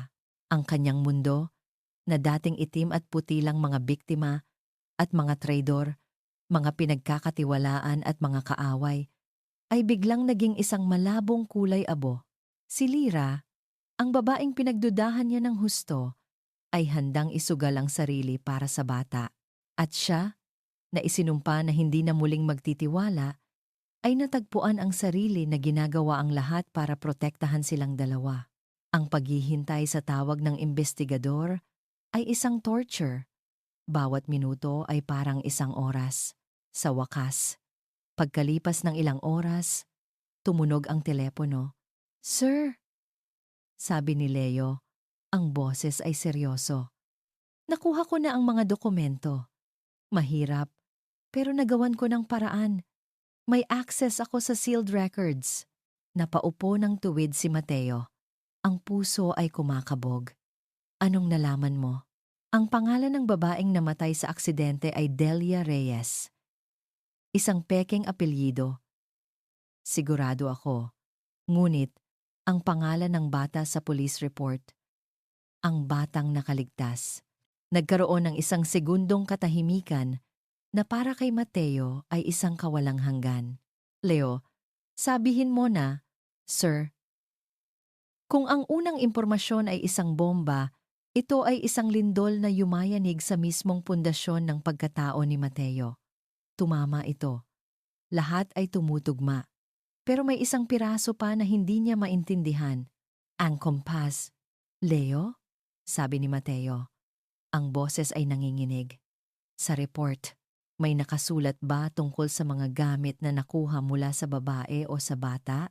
"Sandali, sir, titingnan ko." Narinig ni Mateo ang kaluskos ng mga papel. "Wala masyado, sir. Mga damit lang at isang lumang bag. Pero may isang notation dito mula sa pulis na unang rumesponde." Sabi niya, ang bata ay mahigpit na may hawak na isang bagay. Isang pilak na kompas. Sa sandaling iyon, ang lahat ng hangin ay tila nawala mula sa baga ni Mateo. Ang lahat ng lakas ay umalis sa kanyang katawan. Napasandal siya sa kanyang silya. Hawak ang telepono. Nakatingin sa kawalan. Hindi na ito isang posibilidad. Ito na ang katotohanan. Si Marco ay ang batang nakaligtas. Ang anak ng babaeng sumira sa kanyang buhay. Ang batang may hawak sa tanging bagay na nag-uugnay sa kanyang namatay na kapatid. Ang katotohanang ito ay hindi nagdala ng kapayapaan. Nagdala ito ng isang mas malalim na kaguluhan. Isang galit na muling nabuhay. Mas matindi pa kaysa dati dahil ngayon, ang target nito ay isang inosenteng bata. Hinagis ni Mateo ang telepono sa pader. Kinuha niya ang folder at nagmamadaling lumabas ng kanyang opisina. Ang bawat hakbang ay puno ng isang mapanirang galit. Tinungo niya ang guest room. Bubuksan niya ang pinto. Sasabihin niya ang lahat. Itataboy niya sila. Itataboy niya ang multo ng nakaraan. Ngunit pagdating niya sa pinto ng guest room, natigilan siya. Bahagyang nakaawang ang pinto. Mula sa loob, narinig niya ang boses ni Lyra, mahina at malambing. At pagkatapos, ang munting kuneho ay nakauwi na sa kanyang nanay. At sila ay namuhay ng masaya at payapa. Sumilip si Mateo sa siwang ng pinto. Sa ilalim ng malamlam na ilaw ng lampshade, nakaupo si Lyra sa sahig sa tabi ng kama. Si Marco ay nakahiga na. Ang mga mata ay halos pikit na, ngunit nakikinig pa rin ito sa kwento. Hawak ni Lyra ang isang libro ng mga bata. "Talaga, Ate Lyra?" bulong ni Marco. Ang boses ay inaantok. "Nahanap niya yung nanay niya?" "Oo," sagot ni Lyra. Isinasara ang libro. Hinaplos niya ang buhok ng bata. Kahit gaano kalayo, kahit gaano katagal, palaging may paraan para makauwi. Sana. Mahanap ko rin yung nanay ko, sabi ni Marco. Isang huling bulong bago ito tuluyang makatulog. Ang mga salita ng bata ay parang mga punyal na tumusok sa puso ni Mateo. Ang galit na nag-aalab sa kanya kanina ay biglang napalitan ng isang nakakapasong kirot. Ang batang ito, na anak ng kanyang kaaway, ay nangungulila sa isang ina na hindi na nito makikita. Isang ina na, sa kabila ng lahat ng kasalanan nito, ay minahal pa rin ang kanyang anak. Nakita niya si Lyra na maingat na kinumutan si Marco. Pagkatapos, tumayo ito at dahan-dahang lumakad papunta sa bintana, nakatingin sa labas. Ang mga balikat ay tila pasan ang buong mundo. Ang lahat ng lakas ni Mateo ay biglang nawala. Ang folder na hawak niya ay tila naging 100 kilong pabigat. Hindi niya kayang sirain ang munting kapayapaan sa loob ng silid na iyon. Hindi niya kayang wasakin ang tanging mundo ng batang ito, na si Lyra na lang ang bumubuo. Dahan-dahan siyang tumalikod mula sa pinto. Ang katotohanang hawak niya ay hindi na isang sandata, kundi isang sumpa. Isang lihim na ngayon ay kailangan niyang pasanin mag-isa. Ang mga sumunod na araw ay isang pagpapanggap. Para kay Lyra, ang tensyon sa mansyon ay bahagyang gumaan. Si Mr. Mateo ay naging mas malayo, mas tahimik, ngunit wala na ang nanunuot na galit sa mga mata nito. Iniisip niya na marahil, unti-unti na nitong natatanggap ang sitwasyon. Ang hindi niya alam, ang katahimikan ni Mateo ay ang katahimikan ng isang bulkan bago ito sumabog. Para kay Mateo, ang bawat araw ay isang pagtitiis. Bawat tawa ni Marco ay isang paalala ng tawa ni Miguel. Bawat pag-aalaga ni Lyra sa bata ay isang salamin ng tiwalang winasak ng ina nito. Ang katotohanan ay isang lason na dahan-dahang kumakalat sa kanyang sistema. Ginagawang kasinungalingan ang bawat paghinga niya sa loob ng sarili niyang pamamahay. Ibinuhos niya ang kanyang sarili sa trabaho. Umaasang matatakasan niya ang mga multo sa kanyang isipan. Ngunit kahit sa opisina, ang mukha ni Marco at ang kompas ay laging sumusulpot. Isang gabi, habang nag-overtime, napadaan siya sa kusina para kumuha ng kape. Naabutan niya si Lyra na naghahanda ng isang baso ng gatas. Para kanino yan? Tanong niya. Mas mahinahon kaysa sa dati. Para po kay Marco. Sagot ni Lyra. Ngumiti ng bahagya. Hindi po siya makatulog kapag hindi nakakainom ng gatas. Tinitigan ni Mateo ang gatas. Isang simpleng bagay. Isang kilos ng pag-aalaga. Ngunit para sa kanya, isa itong kadena na nag-uugnay sa lahat ng bagay. Ang inosenteng bata, ang mapag-arugang tagapag-alaga, ang ina na isang kriminal, ang kapatid na wala na. Alam mo ba? Biglang sabi ni Mateo, hindi niya mapigilan ang sarili. Mahilig din sa gatas si. Mahilig din sa gatas ang kapatid ko. Natigilan si Lyra. Ito ang unang pagkakataon na binanggit ni Mateo ang tungkol sa kanyang kapatid. Talaga po, sir? Tumango si Mateo. Ang mga mata ay nakatingin sa malayo. Oo, at paborito niya ang mga kwento tungkol sa mga kuneho. Ang mga mata ni Lyra ay nanlaki sa pagkaunawa. Narinig siya ni Mr. Mateo noong gabing iyon. Hindi na nagsalita pa si Mateo. Kinuha niya ang kanyang kape at mabilis na umalis, iniwan si Lirang naguguluhan at bahagyang kinikilabutan. Ang maliit na pag-uusap na iyon ang nagtulak kay Mateo sa bingit. Ang pagbabahagi ng isang piraso ng kanyang nakaraan ay parang pagbukas ng isang sugat.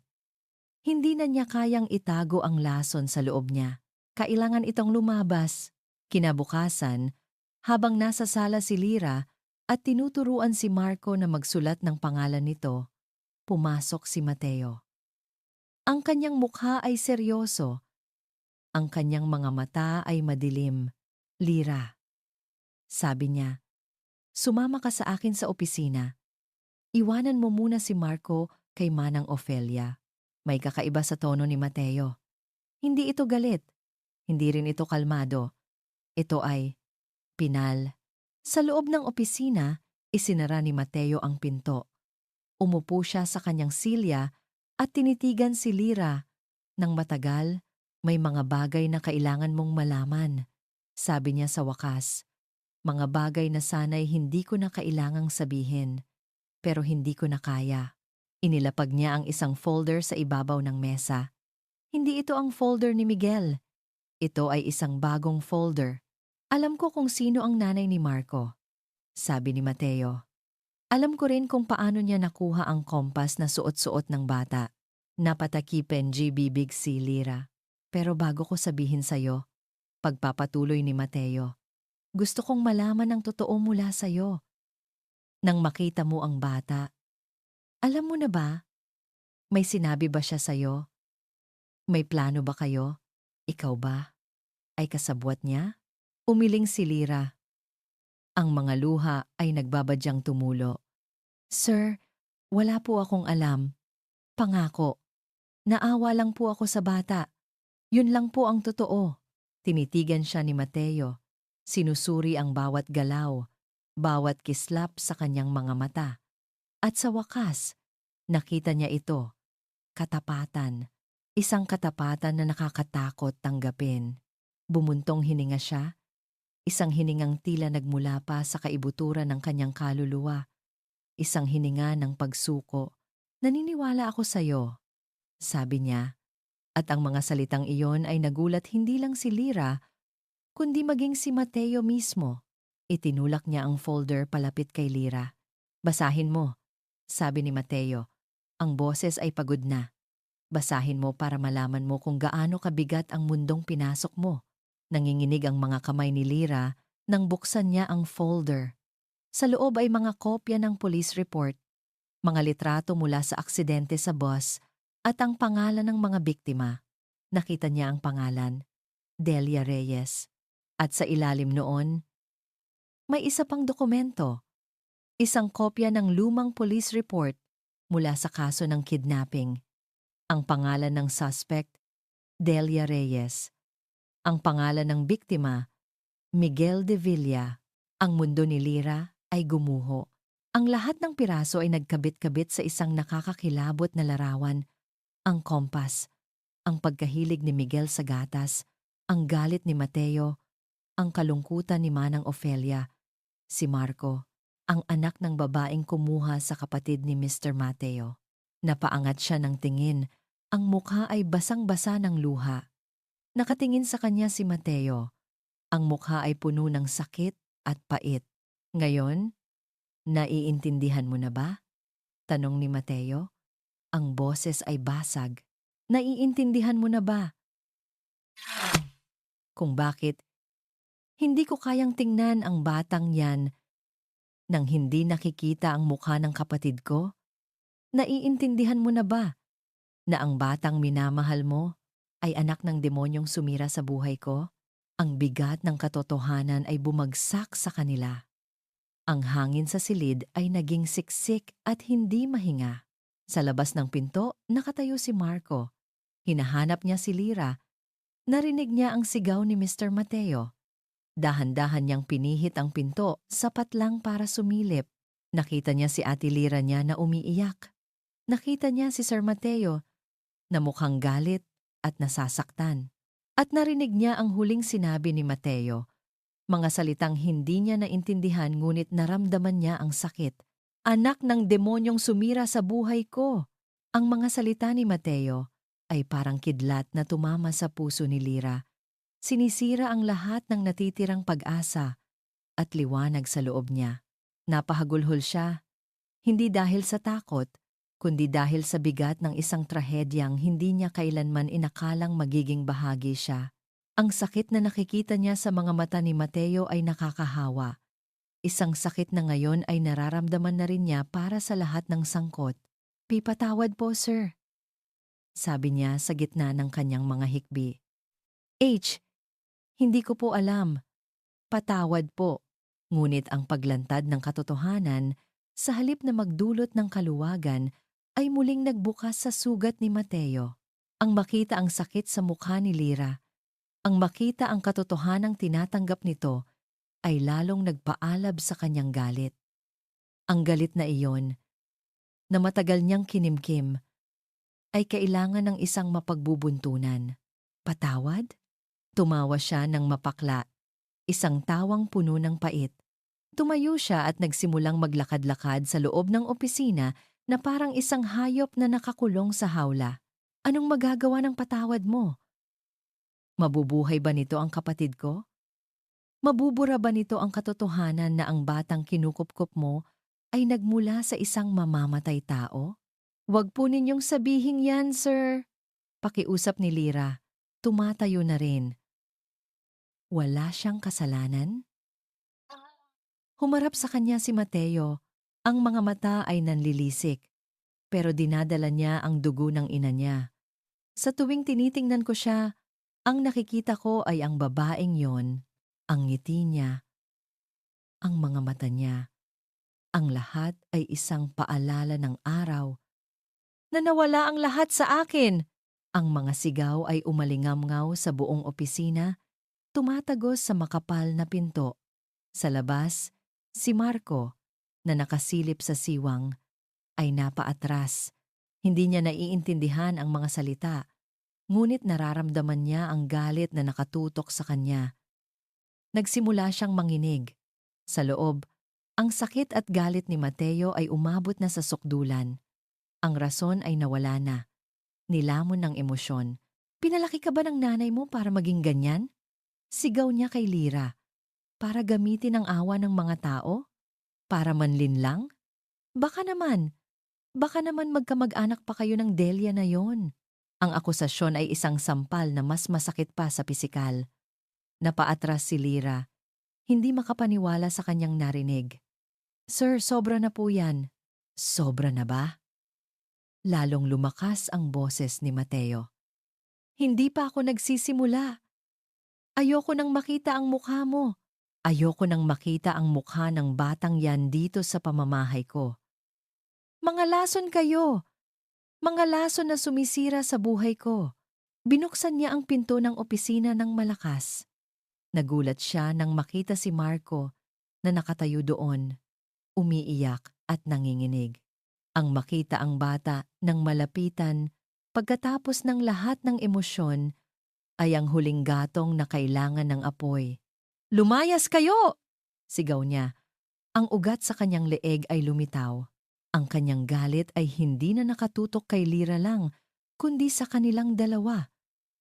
Kunin ninyo ang mga gamit ninyo at umalis kayo ngayon din. Ayoko nang makita pa ang pagmumukha ninyo. Dumating si Manang Ofelia na naalarma sa sigawan. Sir Mateo, kumalma po kayo.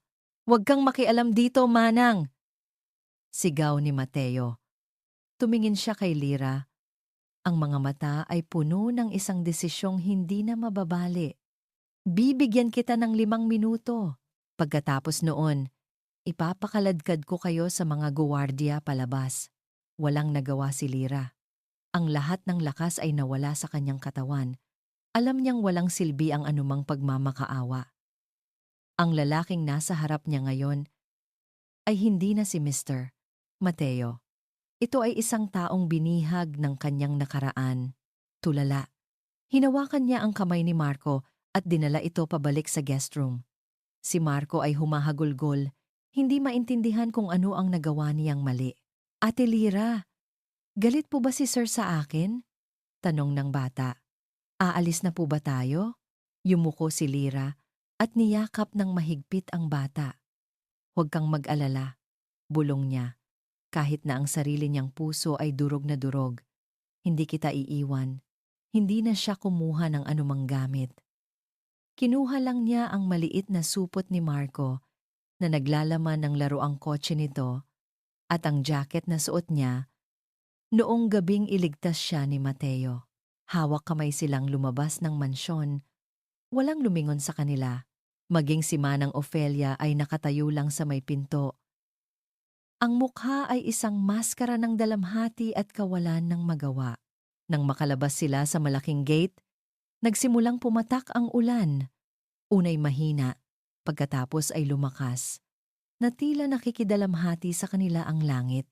Ang dambuhalang gate ay nagsara sa likuran nila. Ang tunog ng pagsara nito ay ang tunog ng pagtatapos ng lahat. Nakatayo si Lira at Marco sa gilid ng daan, basang-basa ng ulan, walang payong, walang pera, at walang matatakbuhan. Ang mga ilaw mula sa mansyon sa likod nila ay tila mga bituin mula sa isang mundong hindi na nila kabilang. Napatingin si Lira sa kalsada. Madilim, walang katao-tao. Napayakap siya kay Marco para protektahan ito sa lamig. Sa di kalayuan, sa isang madilim na sulok ng kalsada, isang ilaw ng sasakyan ang biglang bumukas. Dahan-dahan, isang luma at medyo kalawangin na van ang umandar papalapit sa kanila. Huminto ito ilang metro lang mula sa kanilang kinatatayuan. Bumukas ang bintana sa passenger side. Mula sa loob, Isang pamilyar na mukha ang sumilip. Ang lalaking may balbas, ang kamag-anak ni Marco. Ngumisi ito, isang ngising tagumpay. Mukhang kailangan ninyo ng masasakyan, sabi nito. Ang boses ay puno ng panunuya. Nanigas si Lira sa takot. Niyakap si Marco ng mas mahigpit. Wala na silang matatakbuhan. Lahat ay nawala.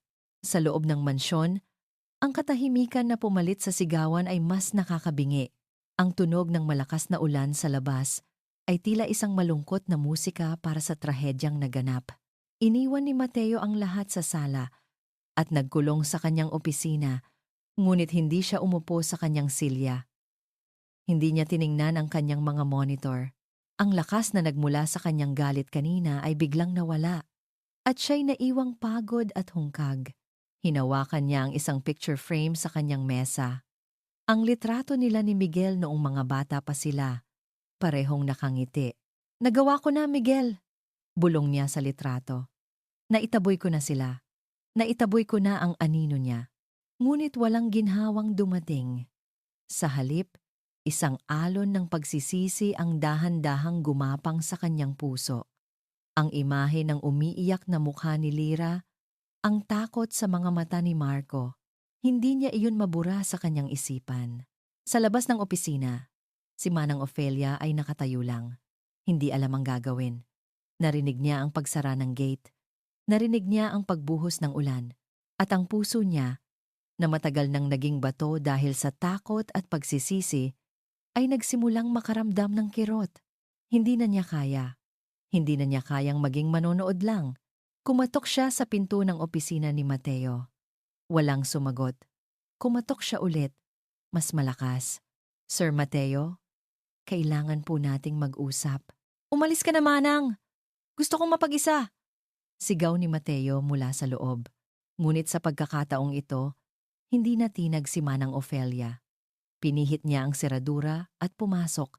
Nakita niya si Mateo na nakasandal sa bintana, nakatingin sa malakas na ulan. Ang likod nito ay tila pasan ang isang hindi makitang krus. "Ano ba ang hindi mo maintindihan sa gusto kong mapag-isa?"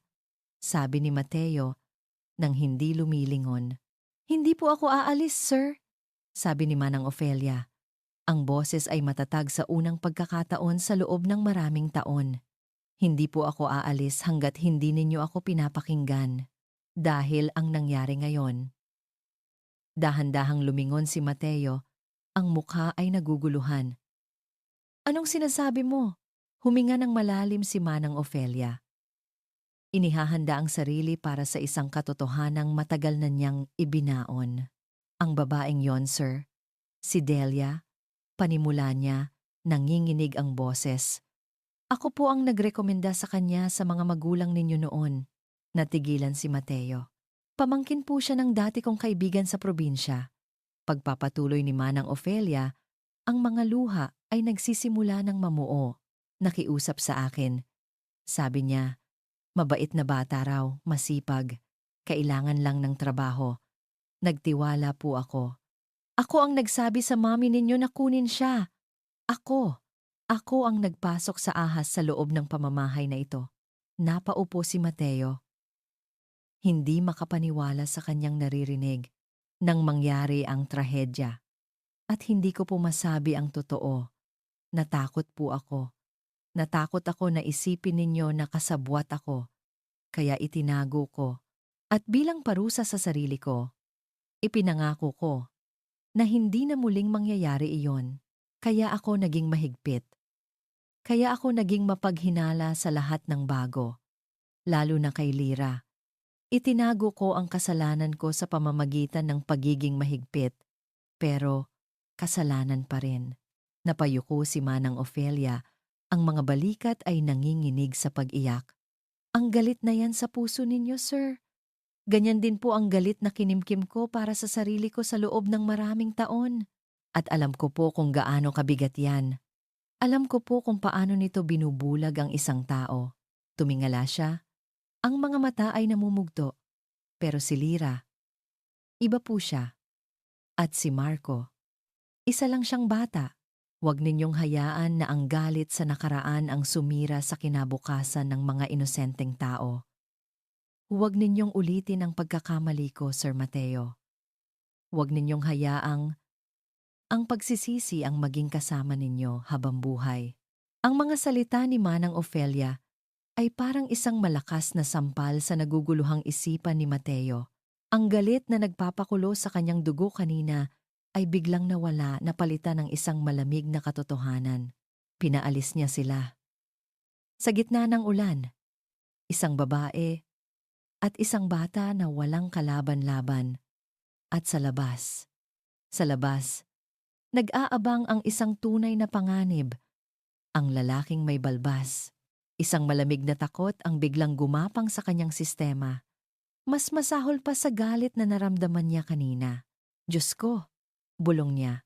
Tumayo siya, ngunit hindi dahil sa galit, dahil sa biglaang pangamba.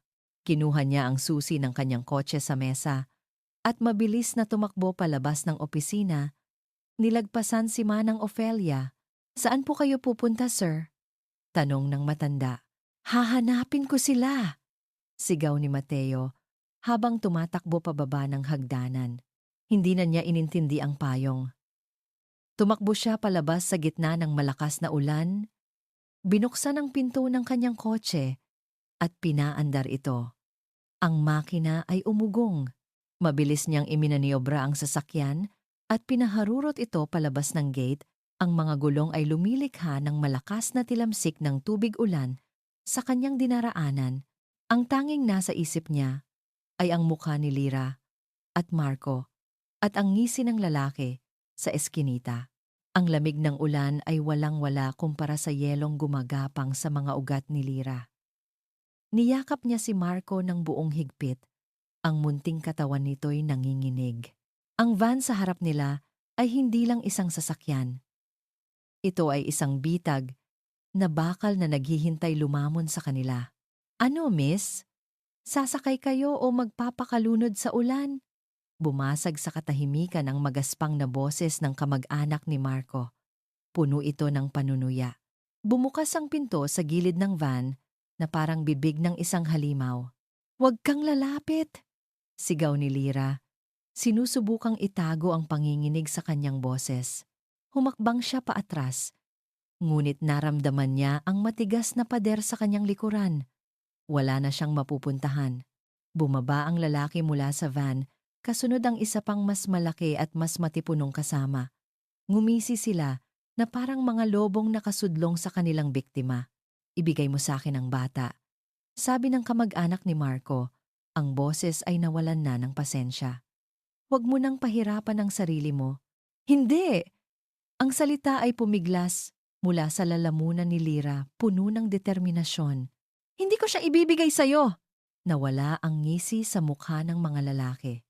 Sa isang mabilis at sabay na kilos, sinunggaban nila siya. Hinawakan ng malaking lalaki ang kanyang mga braso. Ang mga daliri nito'y bumaon sa kanyang balat na parang mga posas na bakal. Kasabay nito, pilit na inaagaw ng kamag-anak ni Marco ang bata mula sa kanyang mga bisig. Ate Lira! Tulong! Sigaw ni Marco. Ang kanyang mga luha ay humahalo sa ulan. Bitawan ninyo siya! Mga hayop kayo! Nagsisigaw si Lira. Nagpupumiglas. Ngunit ang kanyang lakas ay hindi sapat laban sa dalawang lalaki. Sa huli, napunit si Marco mula sa kanyang yakap. Isang sigaw ng kawalan ng pag-asa ang kumawala sa kanyang mga labi habang nakikita niyang kinaladkad ang bata papasok sa madilim na loob ng van. Isakay mo na yan, utos ng kamag-anak. Pagkatapos humarap ito kay Lira na lupaypay na sa lupa. At ikaw, isasama ka namin para walang testigo. Hinablot nito ang buhok ni Lira at pilit siyang itinayo. Sa sandaling iyon ng kawalan ng pag-asa, isang nakakasilaw na ilaw ang bumalot sa kanila. Isang malakas at galit na busina ang sumira sa gabi. Biip! Isang itim na kotse ang humaharurot palapit at biglang pumreno ng pahalang sa kalsada, hinaharangan ang daan ng van. Natigilan ang dalawang lalaki. Nagulat sa biglaang pagdating nito. Bumukas ang pinto sa driver's side. Mula roon, bumaba si Mateo de Villa, basang-basa ng ulan. Ang mamahalin niyang damit ay lukot na. Ngunit ang kanyang tindig ay puno ng isang bagsik na mas nakakatakot kaysa sa kulog at kidlat. Ang mukha niya ay isang maskara ng yelo, ngunit ang kanyang mga mata ay nag-aapoy. Bitawan ninyo sila, sabi ni Mateo.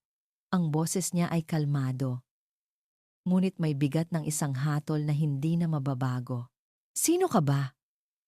Ang amo niyang nagtataboy sa kanya? Tumawa ang kamag-anak ni Marco. Wala ka nang pakialam dito. Hindi gumalaw si Mateo.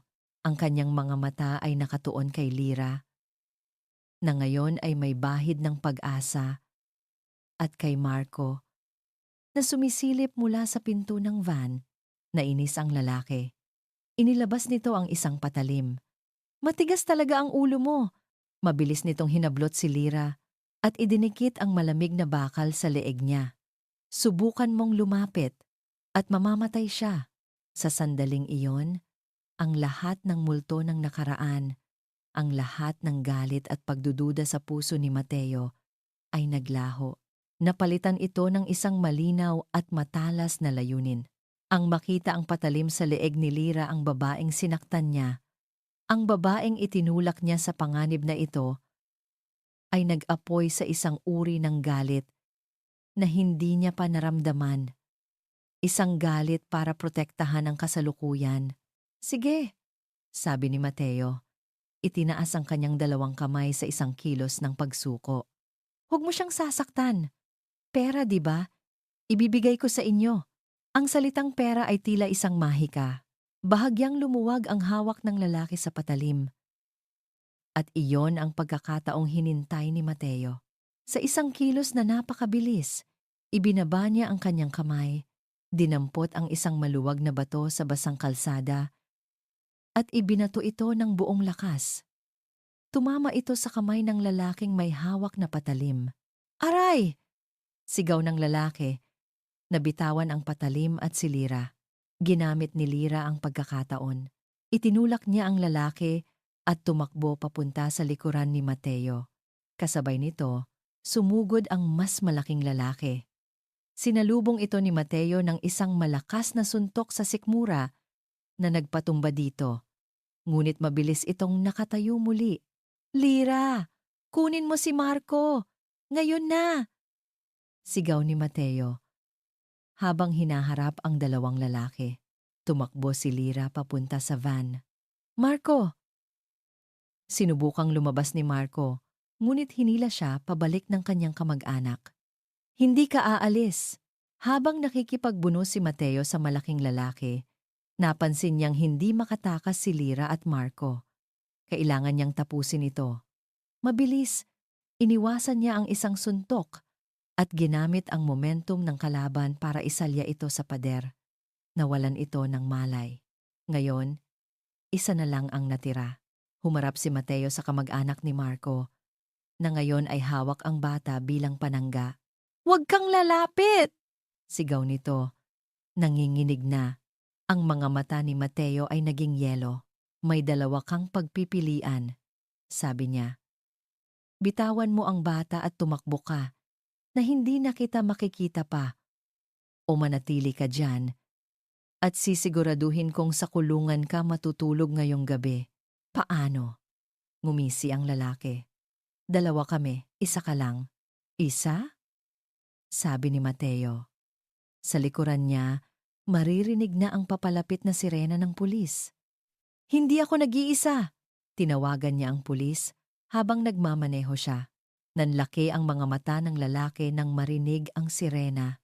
Sa gulat at takot, tinulak niya si Marco papunta kay Mateo at tumakbo sa kabilang direksyon, naglaho sa dilim ng gabi.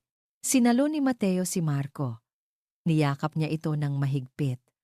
Kasabay noon, dumating ang mga pulis na mabilis na inasikaso ang lalaking walang malay. Lumapit si Lira. Nanginginig pa rin. Tumingin siya kay Mateo, na yakap-yakap si Marco. Ang ulan ay nagsisimula ng humina. Binitawan ni Mateo si Marco at humarap kay Lira. Sa mga mata niya, wala na ang galit, wala na ang yelo. Tanging isang malalim, nakakapasong pagsisisi at pag-aalala. Tapos na, bulong niya. Ligtas na. Kayo. Ang sirena ng pulis ay dahan-dahang humina at naglaho sa di kalayuan kasama ang lalaking nahuli. Ang tanging naiwan sa eskinita ay ang tatlo sa kanila. Ang kumikinang na ilaw ng kotse ni Mateo at ang amoy ng basang lupa matapos ang ulan. Nakatayo si Lira. Nanginginig pa rin. Hindi sigurado kung ano ang susunod na mangyayari. Nakita niyang lumuhod si Mateo sa harap ni Marco na nakayakap pa rin sa binti niya.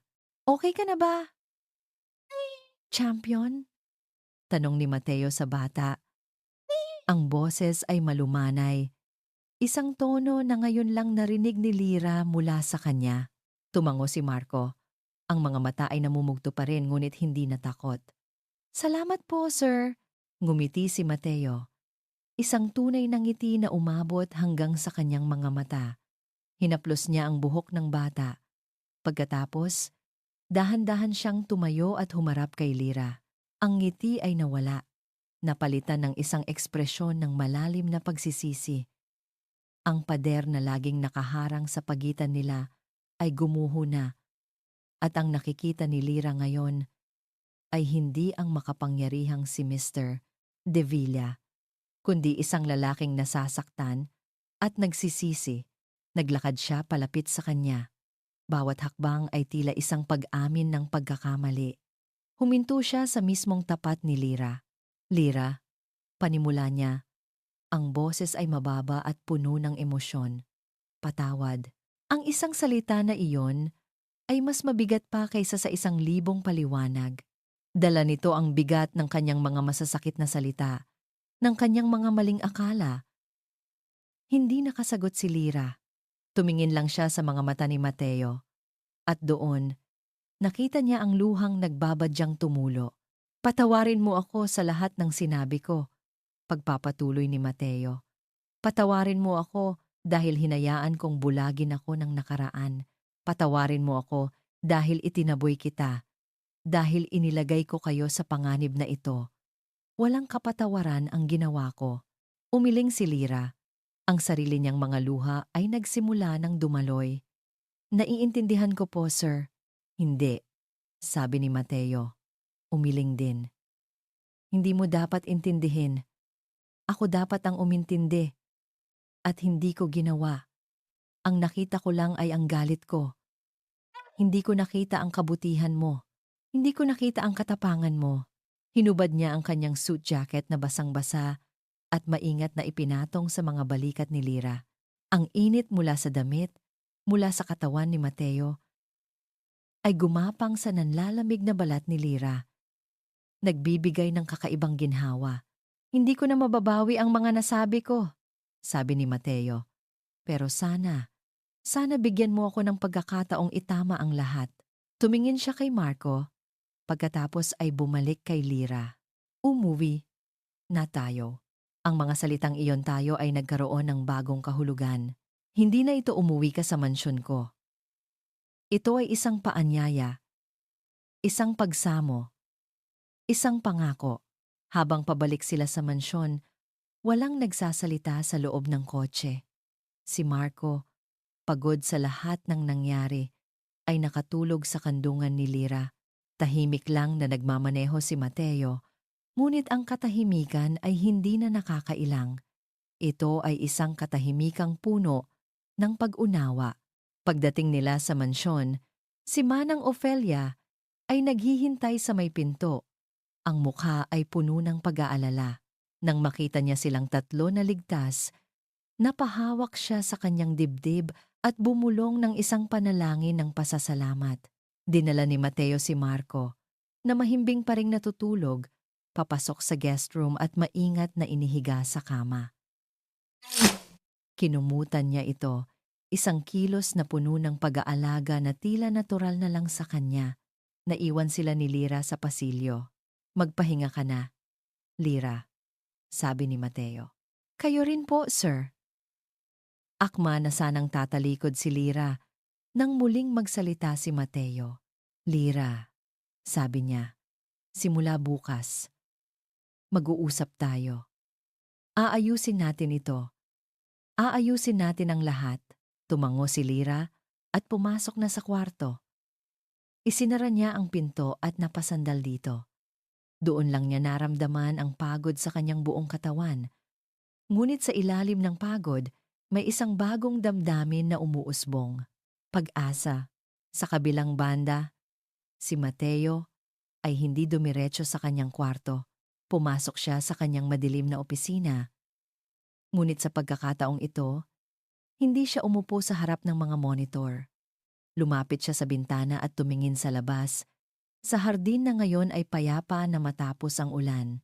Ang pagpapatawad ay hindi lang para sa taong pinatatawad mo. Ito rin ay para sa iyong sarili. Ngayong gabi, sa gitna ng panganib at pagsisisi, nahanap ni Mateo ang simula ng daan para patawarin hindi lang si Lira, kundi ang sarili niya.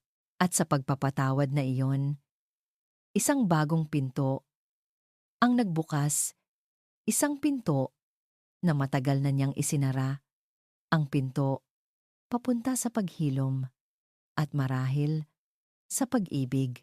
Lumipas ang ilang buwan, ang malamig at malungkot na hangin sa loob ng mansyon ng mga De Villa ay napalitan ng isang bagay na matagal nang nawala, init at tunog ng buhay.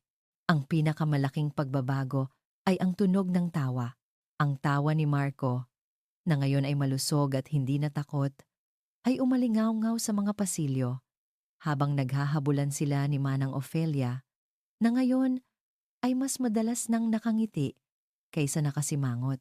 Ang dating mahigpit na mayordoma ay natagpuan ang kanyang sarili sa isang bagong papel, ang pagiging isang mapagmahal na lola. Si Lira ay hindi na isang katulong na laging yumuyuko. Siya ang naging puso ng tahanan. Ang kanyang presensya ay nagdala ng liwanag. Ang kanyang kabaitan ay nagmistulang gamot na unti-unting naghilom sa mga sugat ng nakaraan na nakaukit sa mga pader ng mansyon. At si Mateo. At si Mateo ang nagbago ng higit sa lahat.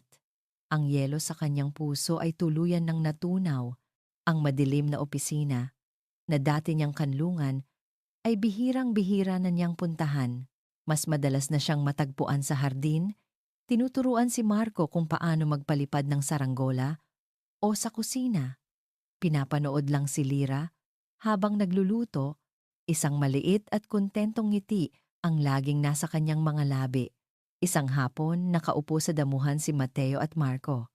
Magkatabi sila, seryosong nakatingin sa isang bagay na nasa pagitan nila, ang pilak na kompas. Ngunit hindi na ito sira. Maingat itong ipinaayos ni Mateo, at ngayon, ang karayom nito ay palaging nakaturo sa tamang direksyon.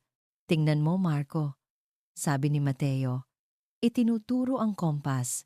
Kahit saan ka man mapunta, kahit gaano ka man maligaw, ito ang laging magsasabi sa'yo kung nasaan ang north. At kapag alam mo kung nasaan ang north, palagi kang makakahanap ng daan pa uwi. Talaga po, Tay? Tanong ni Marco. Ang salitang tatay ay natural nang lumalabas sa bibig ng bata. Isang titulong buong pusong tinanggap at pinahahalagahan ni Mateo. Ang proseso ng legal na pag-ampon kay Marco ay malapit nang matapos. Oo naman, sagot ni Mateo. Ginulo ang buhok ng bata. At ang bahay na to, ito ang north mo. Palagi, mula sa di kalayuan, pinapanood sila ni Lira. Ang puso niya'y puno ng isang kaligayahang hindi niya akalaing posible. Lumapit si Mateo sa kanya. Iniwan si Marco na masayang naglalaro sa kompas. Mukhang seryoso ang usapan ninyo. Biro ni Lira. Ngumiti si Mateo. Mga bagay na panlalaki lang. Pagkatapos, ang kanyang ngiti ay naging mas seryoso. May kinuha siya mula sa kanyang likuran. Isang brown envelope. Kinabahan si Lira. Naalala niya ang folder na ibinigay nito sa kanya noon, ang folder na naglalaman ng masakit na katotohanan. Huwag kang mag-alala, sabi ni Mateo, na tila nabasa ang kanyang isip. Hindi yan tungkol sa nakaraan. Tungkol yan sa hinaharap. Inabot niya ang envelope kay Lyra. Nanginginig ang kamay niya nang buksan niya ito. Sa loob, hindi mga police report ang laman, kundi mga enrollment form mula sa isang kilalang unibersidad. Ang kurso, Culinary Arts, isang pangarap na minsan lang niyang naibulong kay Mateo sa isa sa kanilang mga pag-uusap. Sir, ano po ito? Tanong ni Lyra. Ang mga mata ay nanlalaki. Hindi ka nakatulong dito, Lyra, sabi ni Mateo. Ang boses ay seryoso, ngunit puno ng lambing. Matagal na. Pero kailangan mo ng sarili mong pangarap. Sarili mong direksyon. Hahayaan kitang hanapin ang north mo. Nagsimulang mamasa ang mga mata ni Lyra. Pero, paano si Marco? Paano po kayo? Nandito lang kami. Sabi ni Mateo.